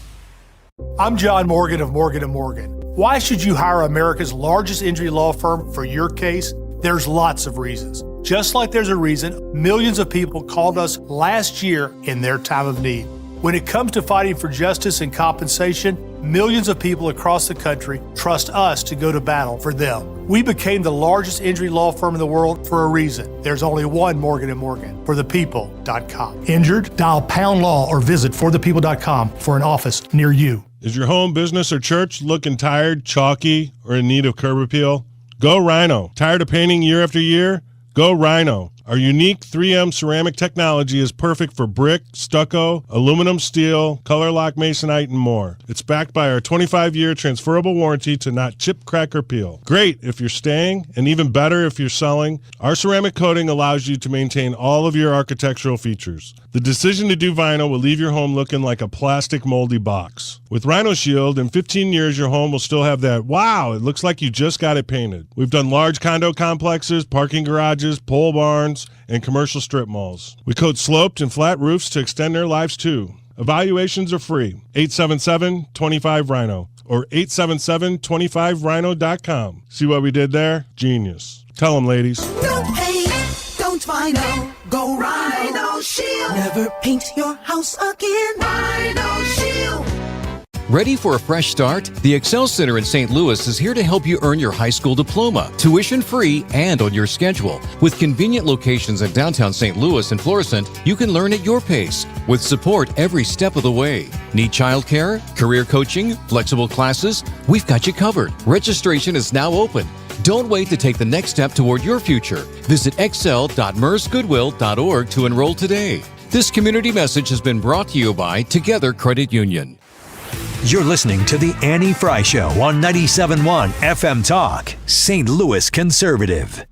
I know you want to leave me, but I refuse to let you go. If I have to beg, plead for your sympathy, sympathy, I don't mind.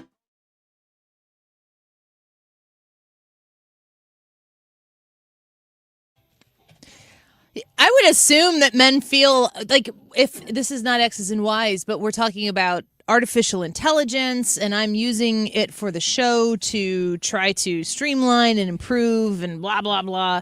And the capabilities of artificial intelligence are really crazy wild. And I think that a lot of folks don't understand how much it's probably been used for however long. I mean, early adopters, if you're getting into it right now, you're probably still on the forefront of it as an early adopter, but you're running out of time to get in early.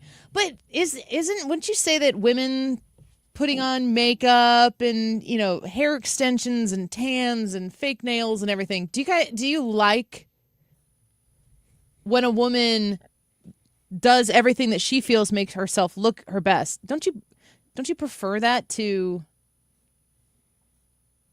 au natural? Not necessarily. I like kind of in the middle. I mean, yeah, some version of that. Like like I said, I do want to highlight that, because I've said this before. I put on the amount of makeup and do the things that I do to enhance the way I look for me, so that I feel good about me, and that makes me approach the world more confidently. Just like you shave your beard the way you shave your beard, or whatever it might be, because that's the way you like it. If I remember to do it. Yeah.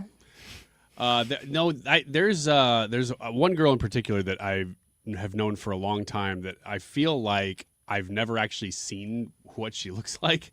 Like you could pass her in the store and she could be complete, and you'd be like, if she was wearing no makeup, Are you talking I about me? might walk past her and go, "Oh, I didn't realize that was her," because she's always wearing so much. So I like a middle bit there where, yeah, you try a little bit, but you don't have to go all the way.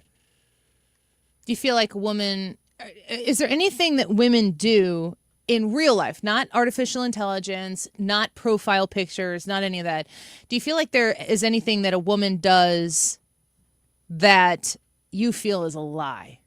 That it's like deceitful? Do you know what I'm saying? They change, because I could put, you guys have watched me put my makeup on here in the studio, because I wear more makeup for the camera that's in the studio than I like to wear outside of the camera, except for I've actually pulled back on that very significantly as well. Is it a lot of makeup, long hair extensions, fake tans, spray tans? I mean, plastic surgery is a little bit extra. But no, and I don't even care about that. Eyelashes? Don't really care about that.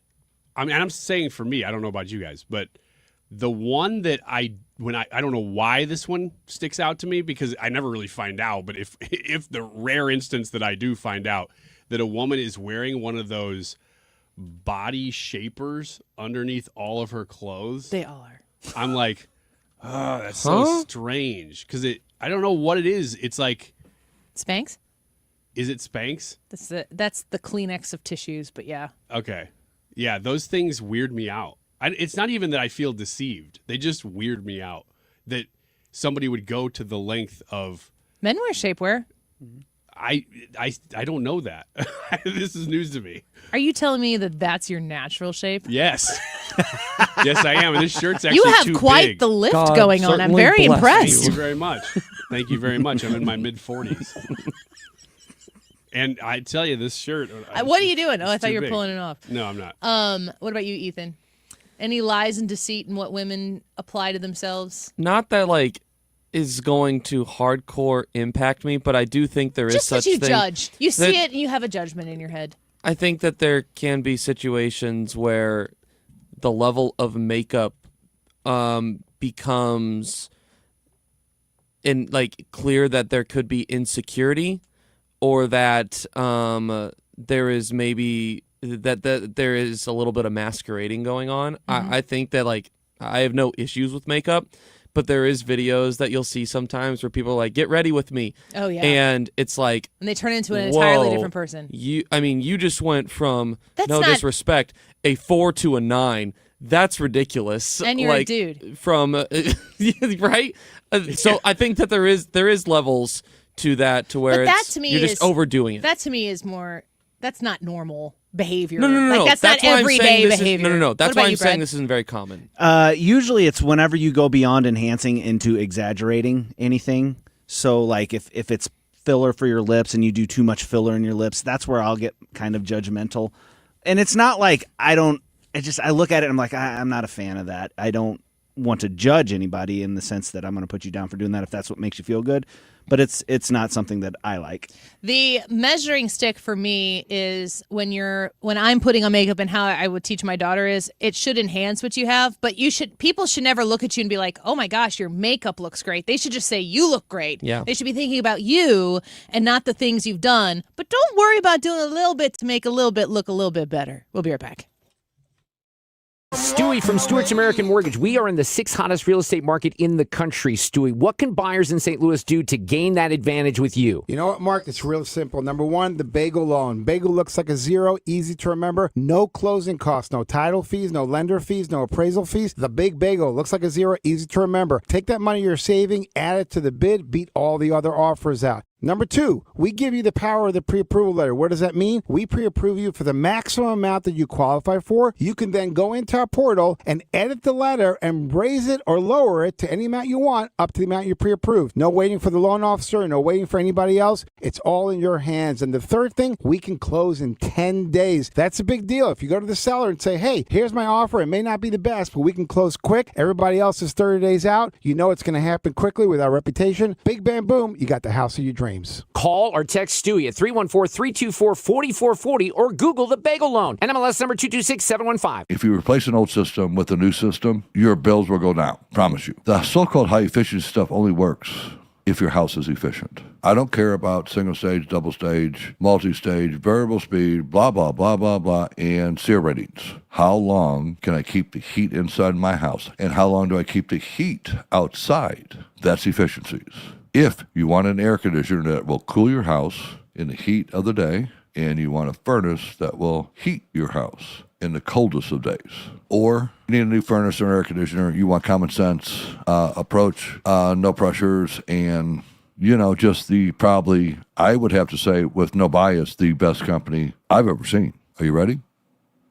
They have one easy number, Missouri and Illinois. It is 314-293-2600, or on the internet, bartinman.com. Now that is Bart with a B, Inman with an I.com. Your home is your sanctuary. Get the peace of mind you deserve with a free estimate on a Generac home standby generator from Generator Supercenter. They're the nation's #1 Generac generator dealer. With expert installation and 24-hour monitoring, Generator Supercenter won't leave you in the dark. Financing is available. Take control of your power today with Generator Supercenter of St. Louis. Call 314-499-2020. That's 499-2020 or GeneratorSuperCenterofSt.Louis.com. That's GeneratorSuperCenterofSt.Louis.com. If you owe the IRS, you have a legal issue, and you need the Lance Drury Law Firm. We'll protect your rights. Log on at LanceDruryLaw.com or call us toll-free at 888-367-6512. Tony LaRussa here. Men, are you running out of stamina rounding third base? If so, call my friends at Victory Men's Health in O'Fallon, Illinois. Scoring at home is important, just as important as crossing the plate with the winning run. VictoryMen'sHealth.com. KFTK FM Florissant from the Kaufman Townsley St. Louis's Injury Lawyers Studio. Call 314-777-7777. That's 314-777-7777. Iran thrown into question again on Lisa Brady, Fox News, this time after fighting between Iran and Israel. Iran launching those ballistic missiles into Israel for the first time since the ceasefire went into effect in early April. Israeli forces carrying out retaliatory strikes inside Iran. President Trump posting on Truth Social, quote, both sides, Israel and Iran, are looking to do an immediate ceasefire. Final negotiations on peace are proceeding, subject to ignorance or stupidity getting in its way. The blockade will remain in place and in full force and effect until a final deal is reached. Fox's Lucas Tomlinson at the White House. The fighting did stop, but both Iran and Israel warning they could resume strikes as Israel vows to keep targeting Iran-backed Hezbollah in Lebanon. Tonight, President Trump plans to become the first sitting U.S. president to attend an NBA Finals game as the Knicks and Spurs meet for Game 3 at New York's Madison Square Garden. Our security posture combines drones as well as advanced counter-drone technology, protective intelligence, specialized tactical teams. Matt McCool, special agent in charge of the Secret Service New York field office. Public watch parties will happen in other parts of the city, but not at the Garden, where 5 people were stabbed under the arena in Penn Station yesterday. The suspect also injured and was sent to the hospital. Day 3 of a manhunt in Ohio after the mass shooting at a festival over the weekend. Police in Toledo looking for possibly 2 suspects who they think may have been shooting at each other, who hit and injured 12 people at a street festival Saturday. We have every confidence in the police department. We have every confidence that they will find and be able to arrest the individuals who participated in this. Ohio Governor Mike DeWine. For now, police say they're tracking multiple leads. Fox's Jeff Manasso. They're also urging festival goers to offer any photos or videos. An earthquake off the coast of Cuba. No word of any injuries, but shaking reported as far north as Central Florida. America is listening to Fox News. I move mountains for a living. Literally. That means I don't carry hand lotion, and when it comes to serious heartburn, I don't mess around with anything but Rolaids Max Strength. Its dual active formula has 1,500 milligrams of calcium carbonate and magnesium hydroxide that relieves heartburn fast. And the best part? The roll fits right here in my pocket, so I can get back to moving mountains. Rolaids spells powerful relief. 1,500 milligrams is our highest amount of antacid per tablet. Read each label. Use as directed. Keep out of reach of children. Lots of places can expose you to identity theft. Oh no. That's why LifeLock monitors hundreds of millions of data points a second for threats to your identity, which is way more than anyone can do on their own. If we find anything suspicious, like new loans or changes to your financial accounts, we alert you right away, all through text, phone, email, or the LifeLock app. Get the alerts that could make all the difference. Save up to 30% with promo code NEWS at lifelock.com. Terms apply. Air Comfort Service, heating, cooling, and insulation, weather. We have some wet times today and tonight, then get set for a surge of summer heat as we reach into Wednesday, Thursday, and Friday. Scattered showers around today. Not much in the way of severe weather, but there will be heavy downpours at times, 86. Scattered showers and a few thunderstorms tonight, 72. Tuesday, partly to mostly sunny. Some spot thunderstorms, 92. This is 97.1 FM Talk. Chief Meteorologist Dave Murray. The Annie Frey Show is sponsored by Air Comfort Service Heating, Cooling, and Insulation. Time to schedule your air conditioner service. Get not just your AC, but your entire HVAC system checked for $19 a month with the Preferred Partner Plan. And be ready for the first heat wave. AirComfortService.com. Annie Frey, Ryan Wiggins, Brad Ray. That's us. That's right. Gotta love this American ride. What do you want from me? I'm not America's sweetheart. For goodness sake, kid. Keep your voice down. Your father's listening to the radio. I'm not America's sweetheart. This is the Annie Frey Show on 97.1 FM Talk. This weekend, I went to the air show, and it was incredible. And I had a whole bunch of kids with me. My husband went, my brother went, and so my kids and my niece and nephew were along with us.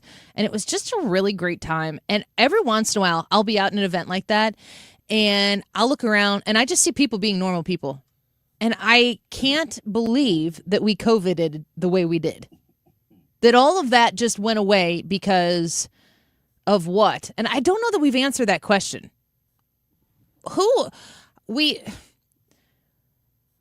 If we wouldn't have social distanced, if we wouldn't have masked up or been required to, there'd still be people who would have done it. You know, you think about a chunk of time that was just kind of lost. I do think that there are some good things that came from, I think there is a perspective shift in Americans after having gone through it, that I don't think it was all for naught, but it is not an appropriate way to have to learn a lot of those lessons. Are you ever out and about anymore and you just look around and you go, this wouldn't have flown during COVID? Once in a while. And you're right. It kind of makes you take a step back. Well, you think about the quick way that we were willing to comply. We were scared, though. And then how fast that was used against us. Yeah. Because nobody did it at the beginning thinking, oh, I'm going to do this because of the government. They were doing it because they thought this is good for people's health. It might be good for my health.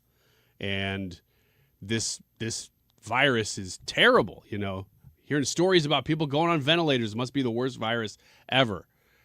And then I mean, almost immediately that was used against us by people who just love power, and then they would not let go of it.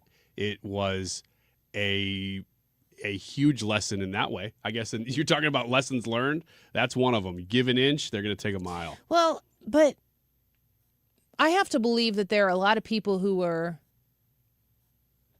in the government, and then, of course, the people listening to it. There are a lot of people who really did what they did because they had a good heart, and they wanted the best for it. You would have to go all the way to the origin of this is what we really need to do. Everybody needs to get vaccinated. Everybody needs to wear a mask. You need to stop seeing your family for a while. I don't know that there was really a consensus, an obvious consensus at first, that that's the direction this had to go in. Hence, 15 days to slow this. Was it 15 at first and then 30 days to slow the spread or whatever it might be?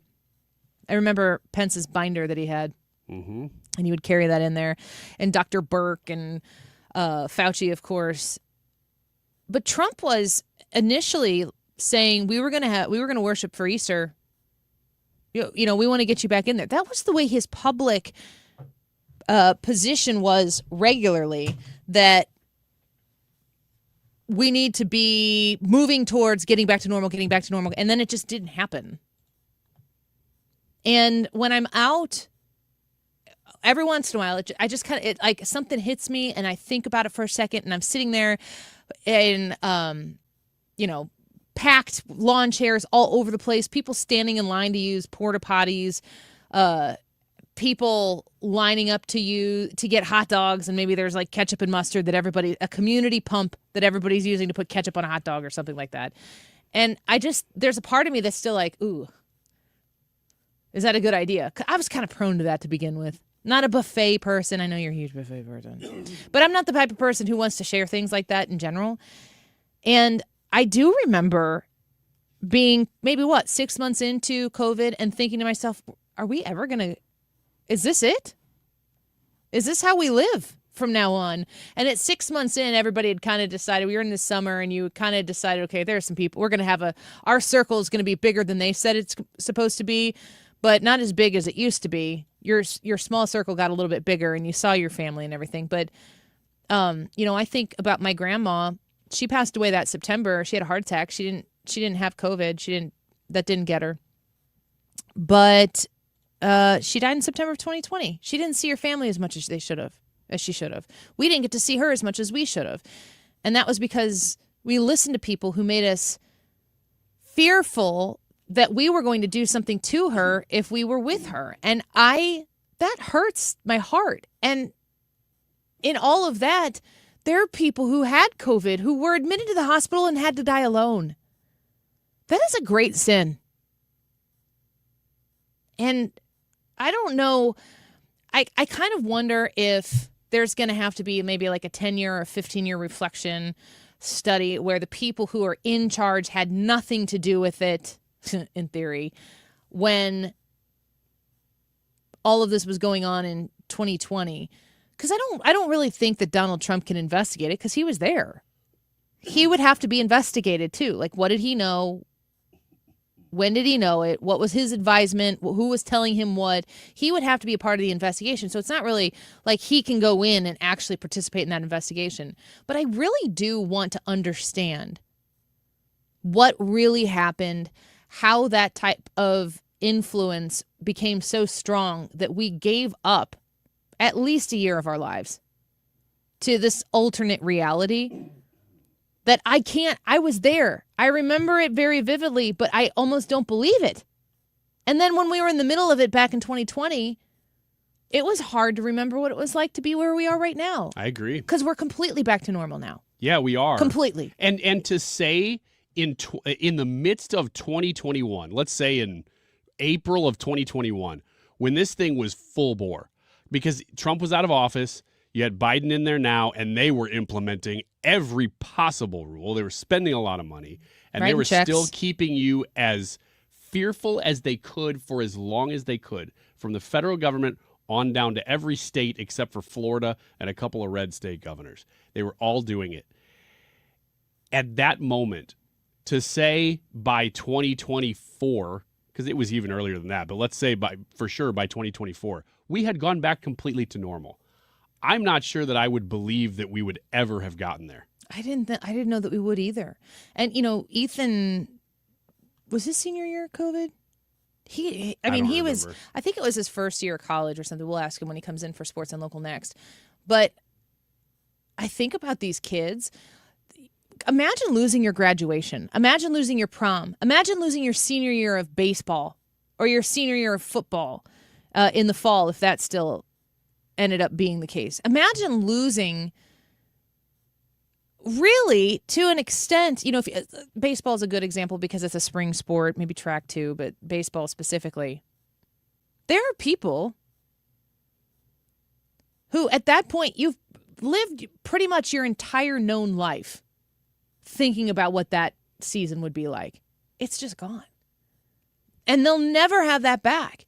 I hope those grades do 5-year, 10-year prom reunions where if you lost your senior prom, that when you come back, I hope you do it up. I almost feel like there should be a subsidy for that. I almost feel like there should be some sort of penance paid for the childhood that was ripped out of these kids' lives, where formative things that you live for at that age were just taken away from these kids. Socialization. I mean, I remember hearing teacher after teacher after teacher talk about how kids at specific ages have incredible social anxiety. Now they put a mask on. Now they have a way to hide in a classroom. They're never giving that mask up. That's not there's real ramifications for it. And I don't know if we can talk about it right now the way it needs to be talked about, because nobody's talking about that. But I do think about everything that was lost that is irreplaceable. There's nothing that could be done that could rectify what was wrong.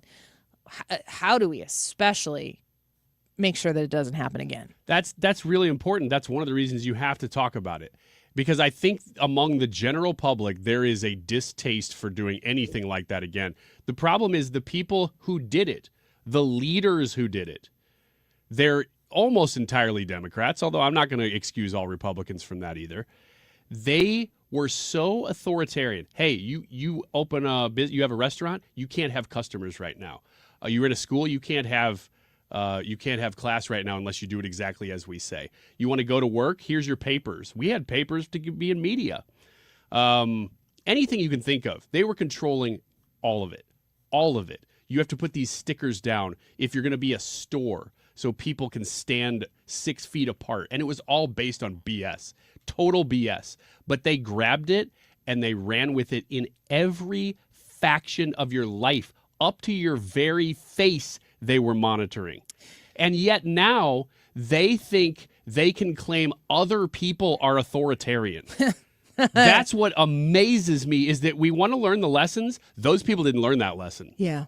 And we were just there. This is not, I often remind guests when I have guests on, they'll talk about when Jimmy Carter was president and even Ronald Reagan. I was alive when Reagan was president, but I don't remember Jimmy Carter's presidency. I was not born yet. That you can be 42 years old, be on your, second home with a mortgage and a few kids and a retirement plan, and you've only learned about Jimmy Carter.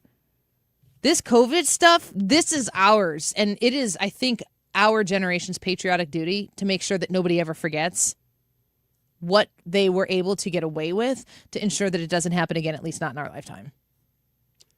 Yeah, we've talked a lot, and we still talk about the one aspect that we do talk about a lot is that they have destroyed the ability for you to spend money easily. But with the amount of printing that they did, we still talk about that a lot. But we don't talk about how it destroyed education, what it did to the kids. Enough. I mean, you were just talking about it now. But these are ongoing ramifications, what it's done to businesses, what it's done to cities. Mm-hmm. We don't talk about that stuff. Yeah, and it's irrecoverable. We are on a different jetting off on the timeline, and we have to figure out, okay, what do we do with this one? Because we can't go back to the old one. Ethan, Sports and Local, next.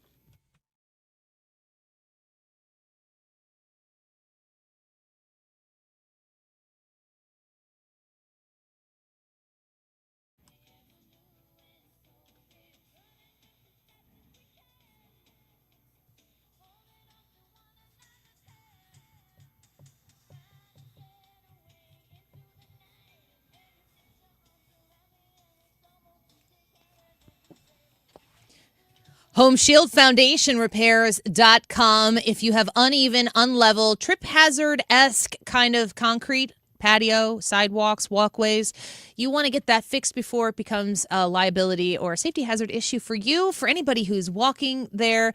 Get it taken care of with the experts at Home Shield Foundation Repair. Matt Hayes is ready to take your phone call, 314-271-9900, to help you level out that concrete with a system called polyjacking. It takes a polyurethane foam, injects it under the concrete, raises it up, can fix it in a day, comes with a 5-year warranty as well, and you're good to go.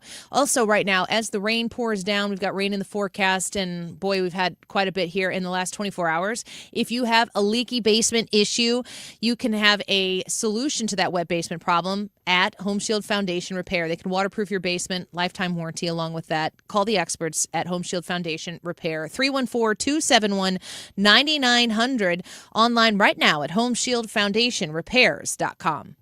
If you suffer from burning, tingling, or numb feet, pay special attention as we discuss neuropathy with Dr. Patton, D.C. Doctor, what is neuropathy? Peripheral neuropathy is nerve damage to the feet and legs. What are the symptoms? The symptoms are numbness, burning, tingling, pain, and loss of balance. Is neuropathy treatable? It's absolutely treatable, and we have amazing results. If you have burning, tingling, numbness, coldness in your feet or hands or balance issues, call us at Comprehensive Integrated Health today for a nerve damage screening. The screening will tell if you're at risk for serious complications and if you're a candidate for our cutting-edge treatment program. Don't wait until your symptoms are so severe nothing can be done. End-stage neuropathy leaves people confined to walkers, wheelchairs, and even amputations. The first 10 callers will receive a free nerve damage screening. Call 636-538-5188. That's 636-538-5188 for your free nerve damage screening. 636-538-5188. Don't let tax refund worries hold you back. File now with TurboTax on Intuit Credit Karma.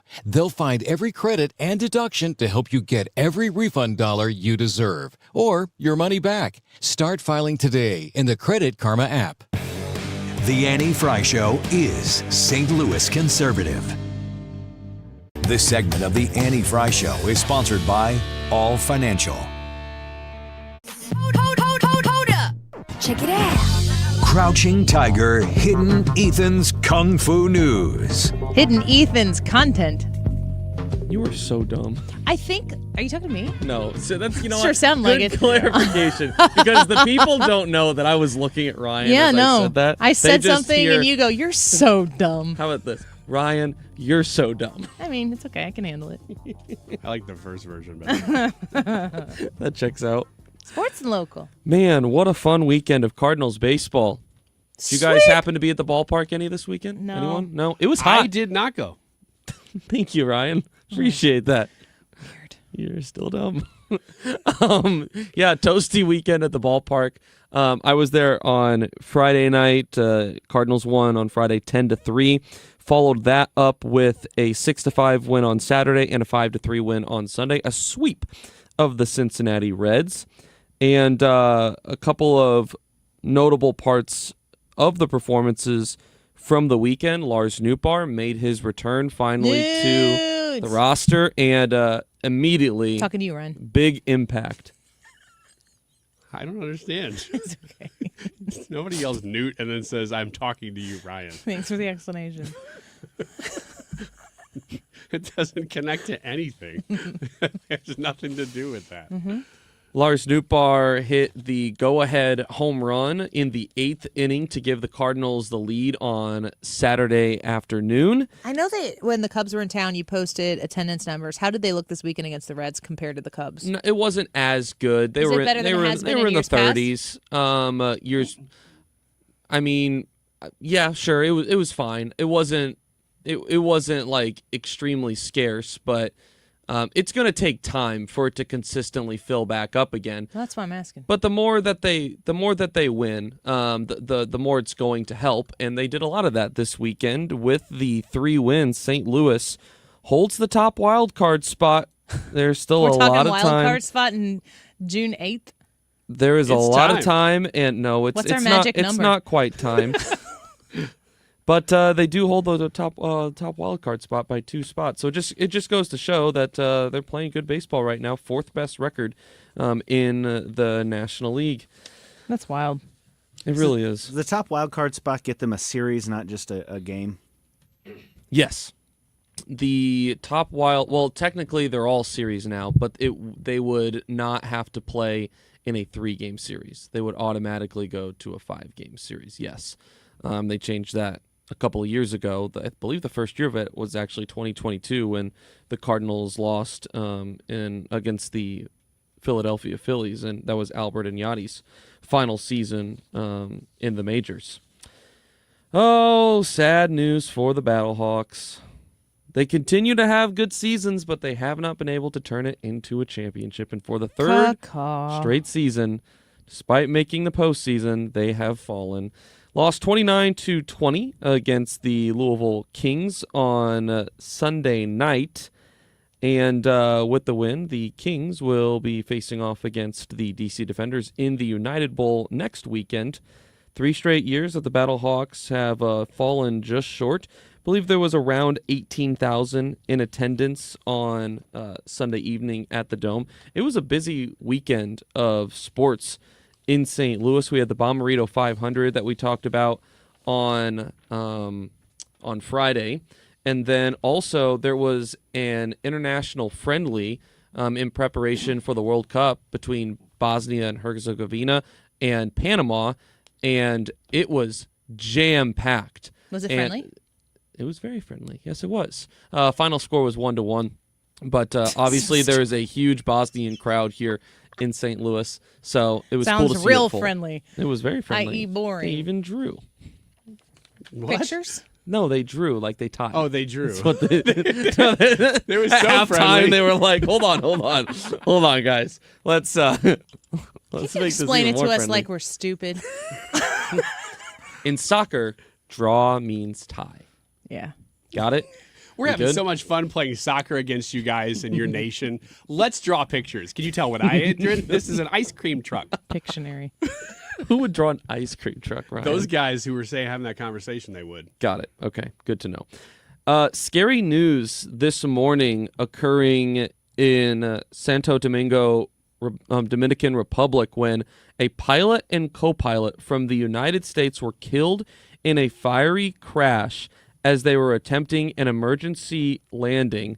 This occurred yesterday, the incident near the southern coastal town of La Romana. Why does this matter? Because this plane was on its way to picking up Yadier Molina.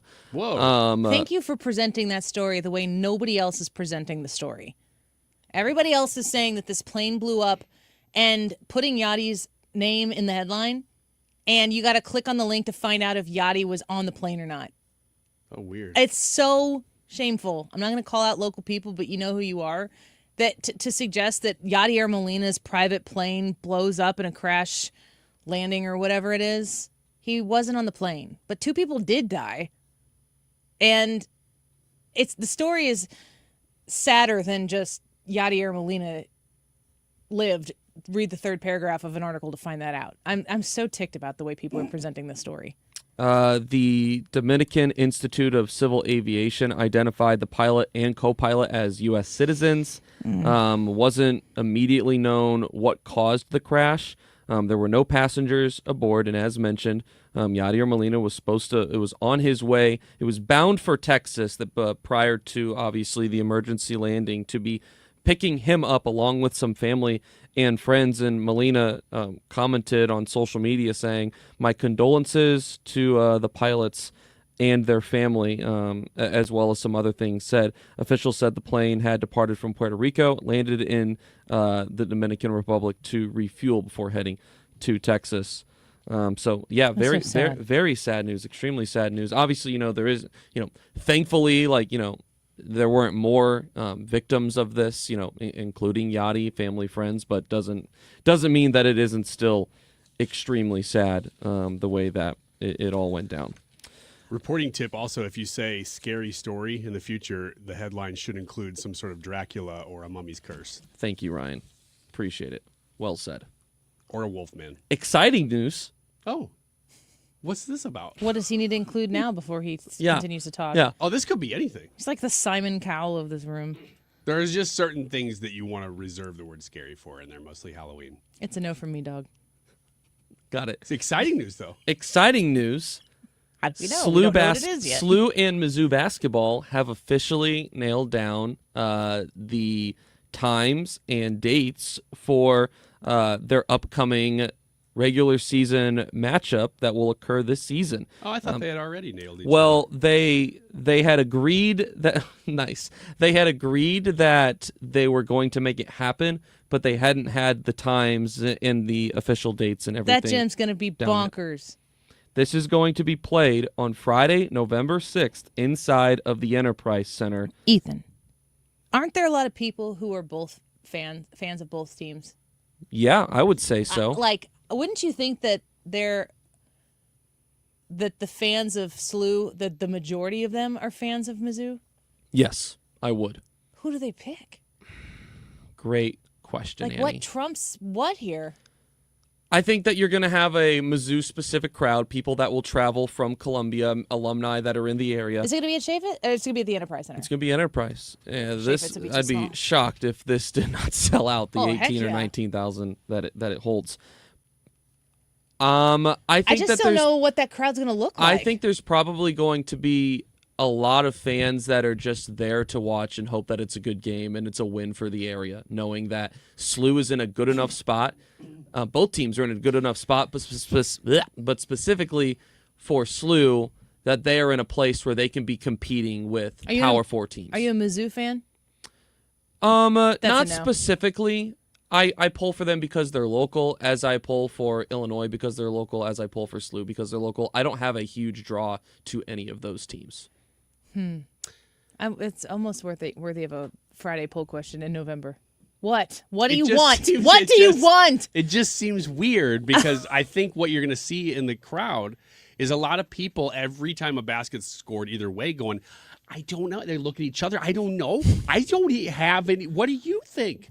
There's going to be a lot of that. It's going to be like George Costanza filling the entire arena. I think what will be interesting, great point. Thank you for the contribution, Ryan. I think what will be Been all over interesting it. is that sports fans, generally speaking, if you go into a game and you don't necessarily know who you're cheering for, most of the time it's because you don't have a dog in the fight. If you've got, is that even an appropriate phrase any longer? Yeah, dogfighting's fine. Okay. Like planes. They dogfight. I'll explain it off air. Ryan, do you need sugar now? Is this a crash? I just want it to be on the record that I was talking about real dogfighting. That when you're watching sporting events, that you will naturally have a pull. You'll find yourself. I really have decided. Your gut tells you, I want this team to win, or sometimes you want a team to lose. You know. Mm-hmm. I just wonder what direction that will break, because SLU would have to be the underdog. Maybe you would think so. I mean, did SLU finished better than Mizzou did last year? Yes, They were in the tournament. They both were in the tournament. They were SLU was both in an the 8 tournament. seed and Mizzou was a 9 seed. So A they little were bit better. they were no. I'm sorry. Mizzou was a 10 seed. So they were still. I mean, Neck and neck. right there. Yeah. Do you understand what neck and neck means, Ryan? Yeah, it's two people's necks going intertwined. Like giraffes. Yeah. Well, we're a minute 45 past the break time. They're both so supposed to be. They're both supposed to be good though this year. Yeah. SLU is continuing to improve. Had a good recruiting class. Mizzou had the number 1 freshman recruiting class in the country this past offseason. So both are going to be good. that's going to be a hot ticket to get. I'm going to go there and root for Illinois. So just be that guy or girl or whatever I am. I'm just going to cheer for every basket because I just love the sport. Okay, George Costanza. We'll be right back. Don't go away.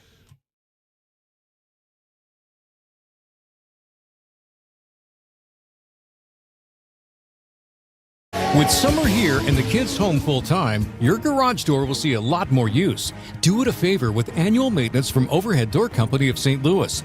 The 26-point tune-up is one price for up to 3 garage doors and openers. Get them all done.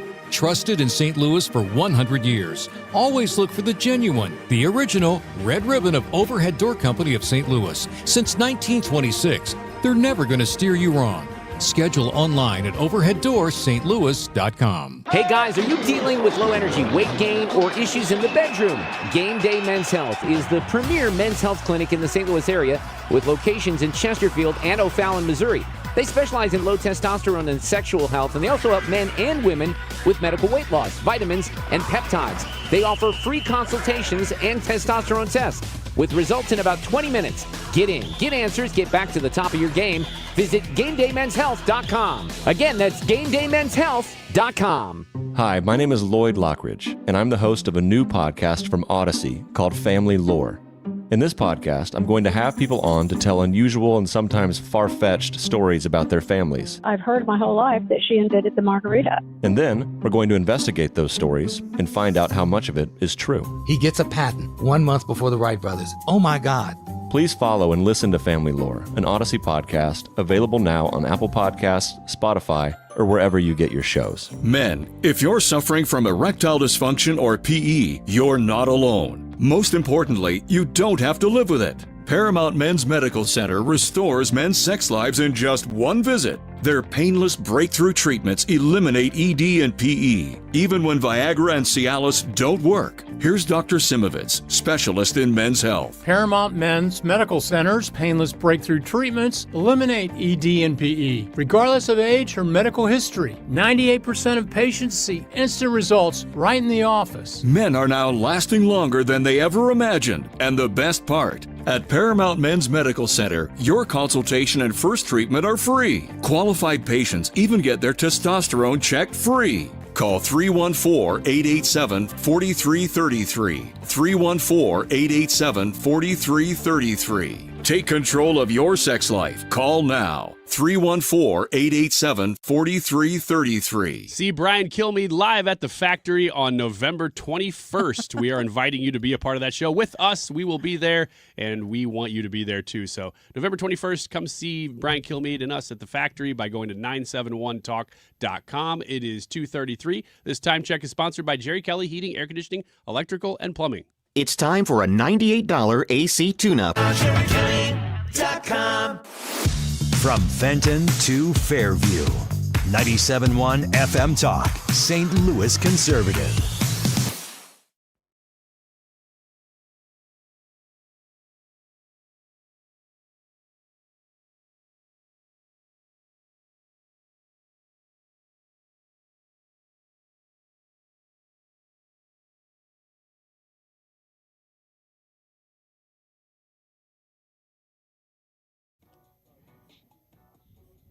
Song like this comes on your radio, Ryan. You turning it up or changing the channel? I don't know this song, so I probably listened to it once. I don't dislike it. Roll your window down and... No, roll my window up. Lady. What? And pretend that nobody else could hear anything I was doing. You don't know the song? Because I wasn't sure that I liked it yet or not. When was this made? No, last 5 years. Oh, so maybe? It's newer. Okay. Oh, man. I'm trying to figure out if this is a story for the radio. Probably isn't, so you should probably tell it. It's not that it's a bad story. It's just Come on, I don't make it know bad, that it's though. going to relate. Add details that aren't real that make it salacious. I only ever do that regarding stories that have to do with you. You should tell the story and I'll add details. No. I had an when you're driving down the highway, I was trying to get from Madison County, Illinois to St. Peters, Missouri for my son's baseball game yesterday. And my littlest girl was a flower girl in an absolutely beautiful wedding. So we were there for the wedding part of that. And then she stayed with the family to go to the party and stuff because it was a smaller party. And so I went to Charlie's baseball game. So I was in a hurry. And I'm driving on 270 through St. Charles. There's a place where you've got to get off of 270 and get on 70, and then you go, I guess, I don't know what direction it is, probably east or west, whatever, to St. Charles. You go over the bridge and everything.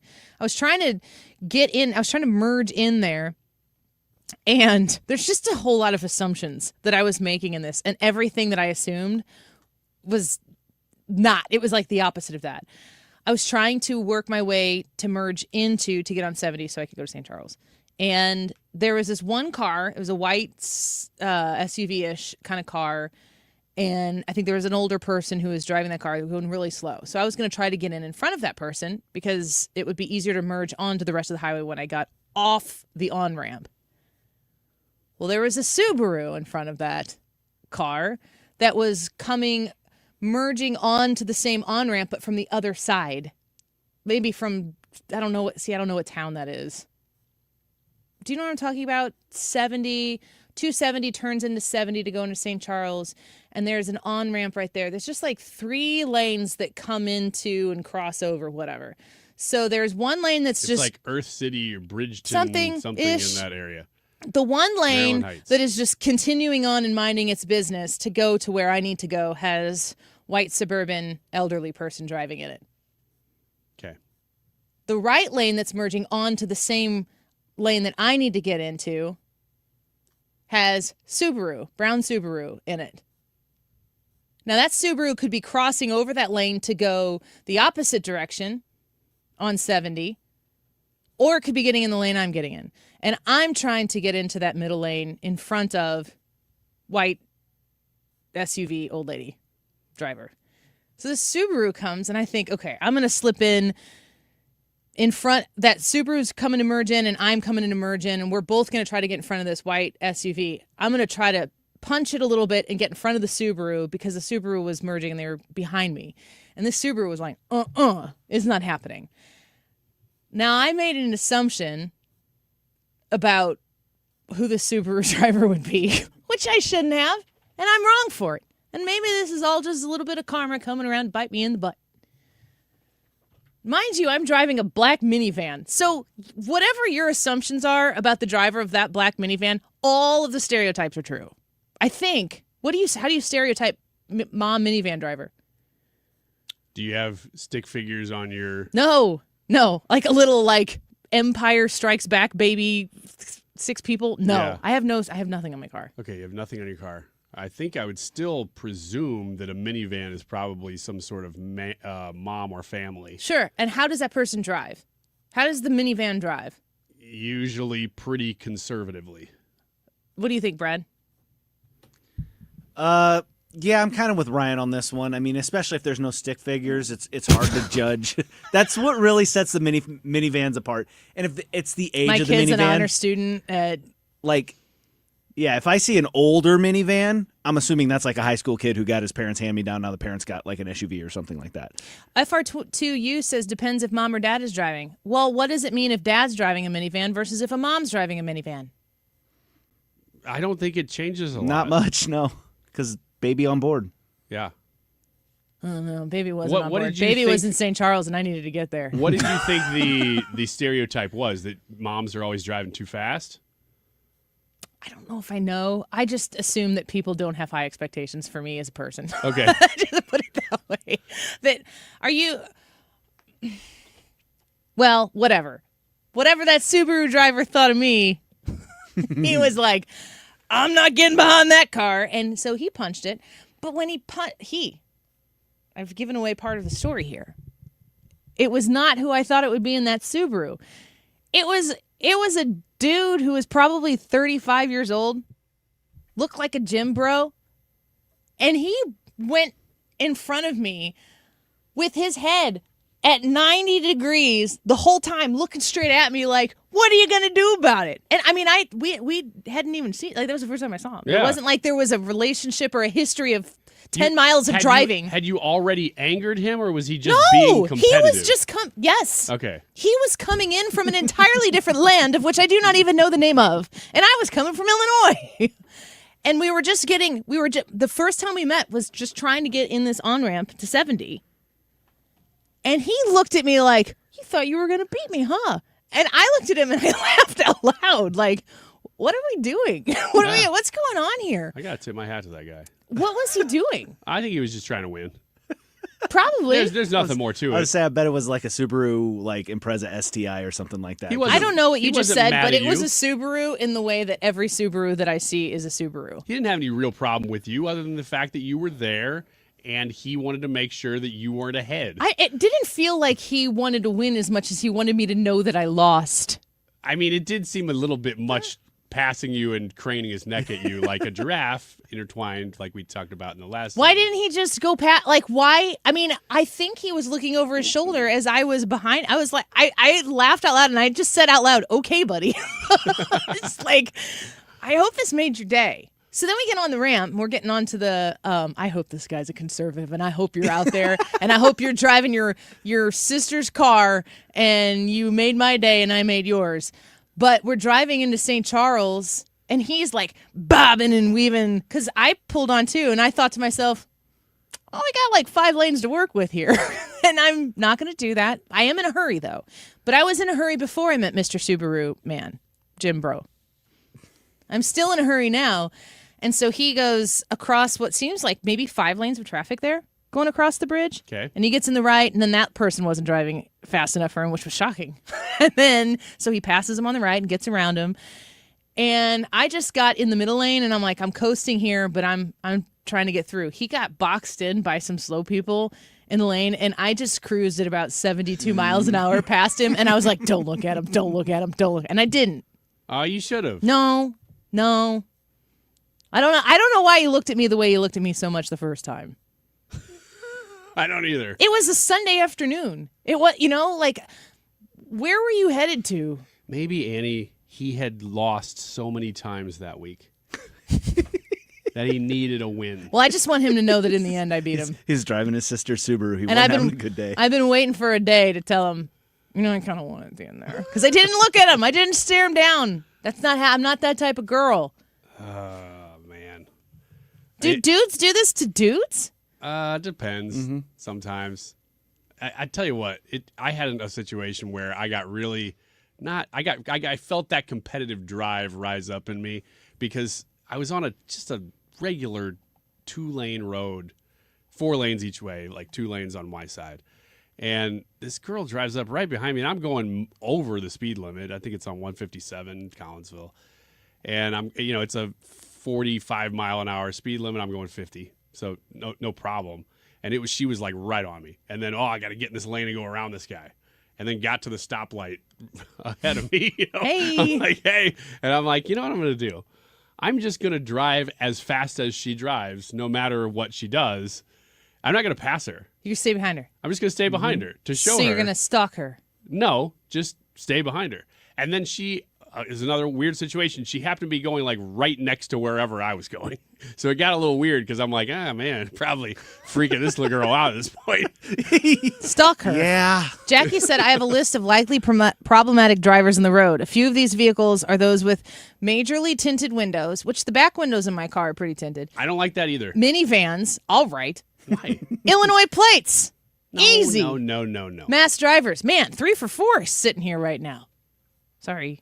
Masked drivers? Yeah, those doofuses that drive around with their masks on by themselves in their cars. Like a gorilla mask? I'd have more respect for those guys. I don't know. I would have less. I think you wouldn't be able to see as much. Masked drivers compared to those other 3 that she gave, that's a very small category. If you see somebody driving in town or on the highway wearing a mask, that's a slow driver. Mm-hmm. Oh, that person is not in a hurry to get anywhere. They drive scared. No, they're scared of life. Everything, yeah. I just want to say, Jackie, that I understand your concern for Illinois plates and Illinois drivers, but I just want everybody listening to know that we feel the same way about Missouri plates in Illinois. So I think it's all fair. Chances are we're in a foreign land. We don't know where we're going. Listen, Annie's wrong. Ugh. We do not feel that way because we know that you in Missouri never come over to the Illinois. Well, no, that's when they do. We're like, clearly you're lost. Did you see that big body of water that you apparently crossed on your way over here? You're lost. That is true. We know that you have no reason to be over there. Or you've discovered the lovely charm of southern Illinois, southwestern Illinois, and you know all we have to offer, and you're over here and we welcome you with open arms. Yep, you're just over there seeing the East St. Louis fountain. Oh, stop it. The charm. You're selling our home incredibly short. Here's my favorite. We played that baseball team that I was in St. Peter's for last night. The weekend before, they played the semifinal and the championship games at SIUE, which is a stone's throw away from my stomping grounds. And we're over there, and some of the people on our team are like, we're driving over here, and there's just like nothing anywhere. And I'm like, you're 5 minutes from anything you could possibly need or want. But it doesn't present itself that way. No, it You doesn't. come over on 270 to go to SIU, you get off the highway, You go through some cornfields, and then you're at the ball field. You don't even see the university. Oh, okay. Yeah. Yeah, But you could go from downtown St. Louis to Chicago and not know that any of our towns exist. Yes, you could. Because you come over the river and you go, oh, okay, East St. Louis, Gateway International Raceway, okay, Trash Mound, other smaller mounds. There's a little bit of a wink and a nod at 157 in Collinsville, which right now is just like, man, these people like to do construction. Yeah. Yeah, it's pretty bad. It's really frustrating. Anyway, to Mr. Subaru, I just want to let you know that I judged you hardcore before I saw you, and I was wrong. Maybe you were wrong, too. Let's be friends. We'll be right back. Don't go away.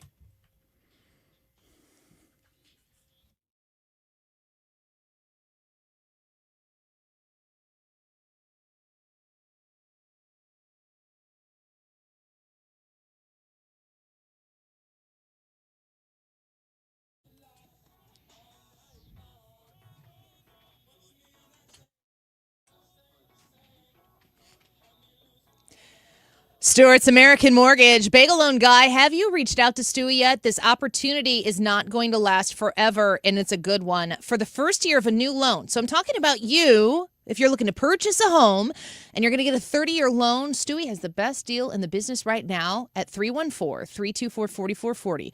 For the first year of that new loan, you can lock in a 1% lower interest rate on that new 30-year loan when you work with Stewie at Stewart's American Mortgage. And you can still qualify for the bagel loan. Bagel loan means you get your new mortgage and you do it with no closing costs. And a reminder, if you're looking for a refinance, even a cash out refinance, those qualify for the bagel loan as well. I have twice used the bagel loan, one in a regular refinance to get a lower rate, a good low rate, and then another refinance with the bagel loan, which locked in an even lower rate, and we took some cash out of the equity in our home. 314-324-4440. Reach out to Stewie directly. Google the bagel loan, NMLS number 226715. 97.1 FM Talk in action. It's Mark Cox. Our friends at the USO Missouri are looking for volunteers. From Lambert Airport to Fort Leonard Wood, volunteers help provide comfort and support to those serving our country. Learn more at missouri.uso.org. License number GL250000615. You're cooking dinner. The lights go out. You flip the breaker and forget about it. But what if it keeps tripping? Trips once, your breaker's doing its job. Keeps tripping? That's a warning. Bad wiring, or something worse. Do people just keep flipping it? Most do, until they can't anymore.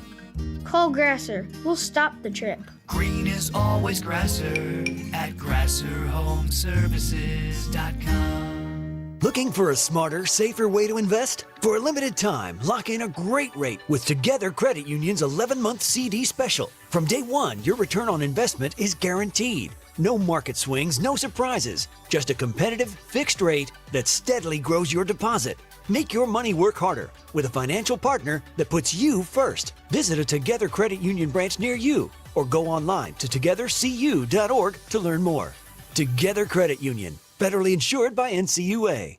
This is the Annie Frey Show on 97.1 FM Talk, St. Louis Conservative.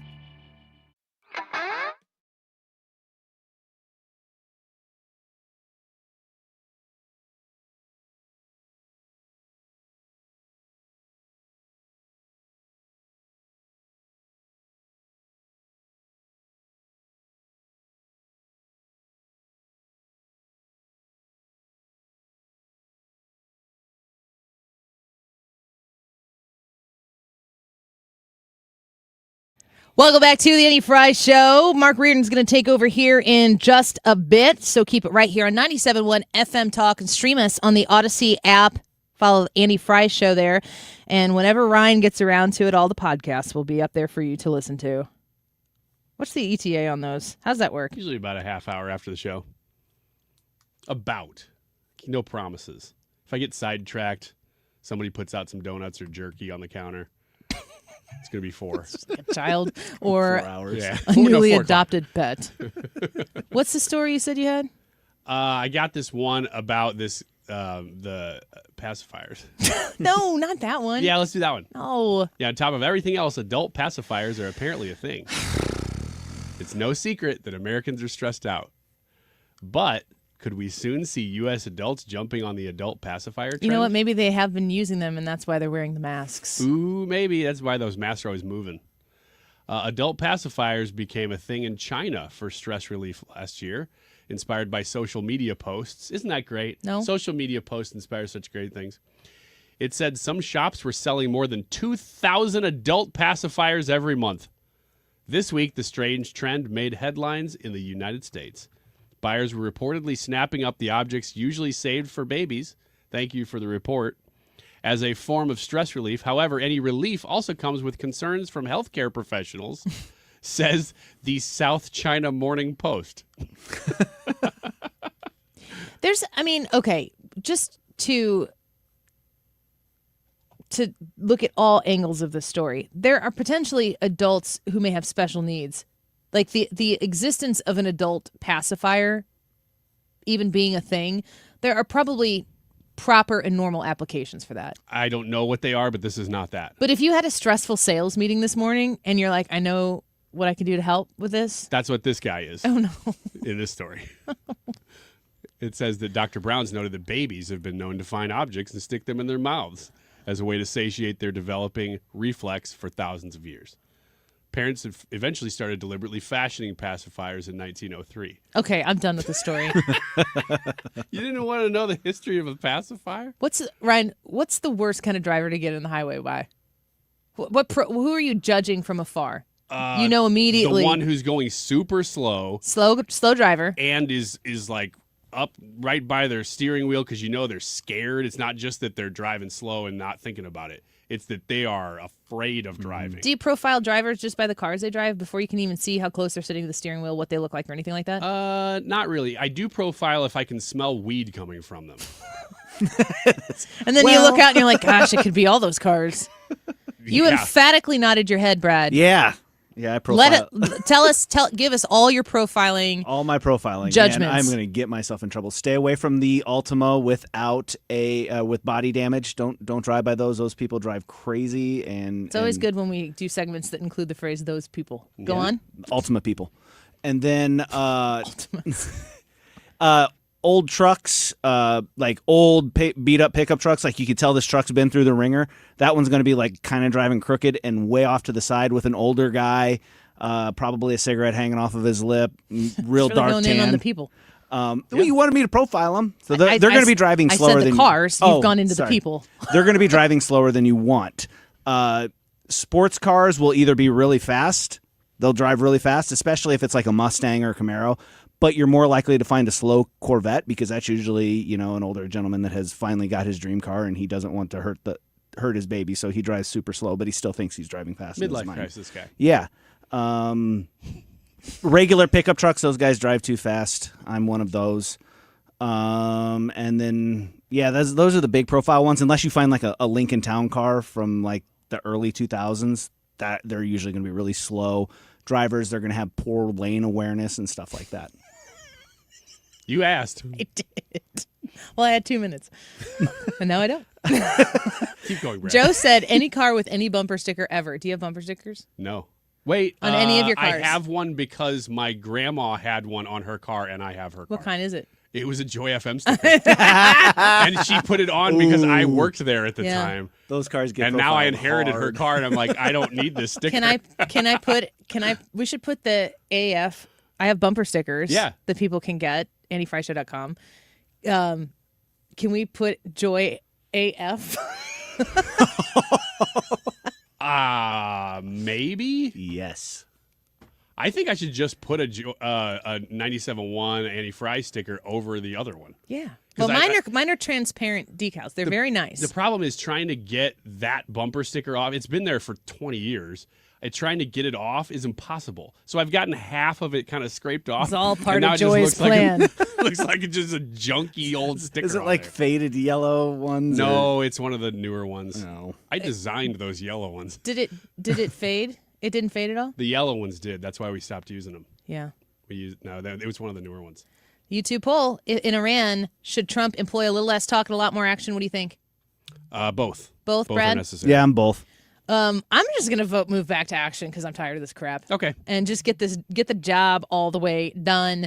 We asked you, 200 votes in here. 7% said they think it's a failed mission. 3% say just stay with diplomatic talks. 3%. Less people say stay with just talks than say it's a failed mission. 33% agree with you guys. Both are needed. And 57% say move back to action. As Toby Keith, the late, great Toby Keith said, a little less talk and a lot more action. Keep it on the Odyssey app on your radio dial at 97.1 FM Talk. The Mark Reardon Show. Next.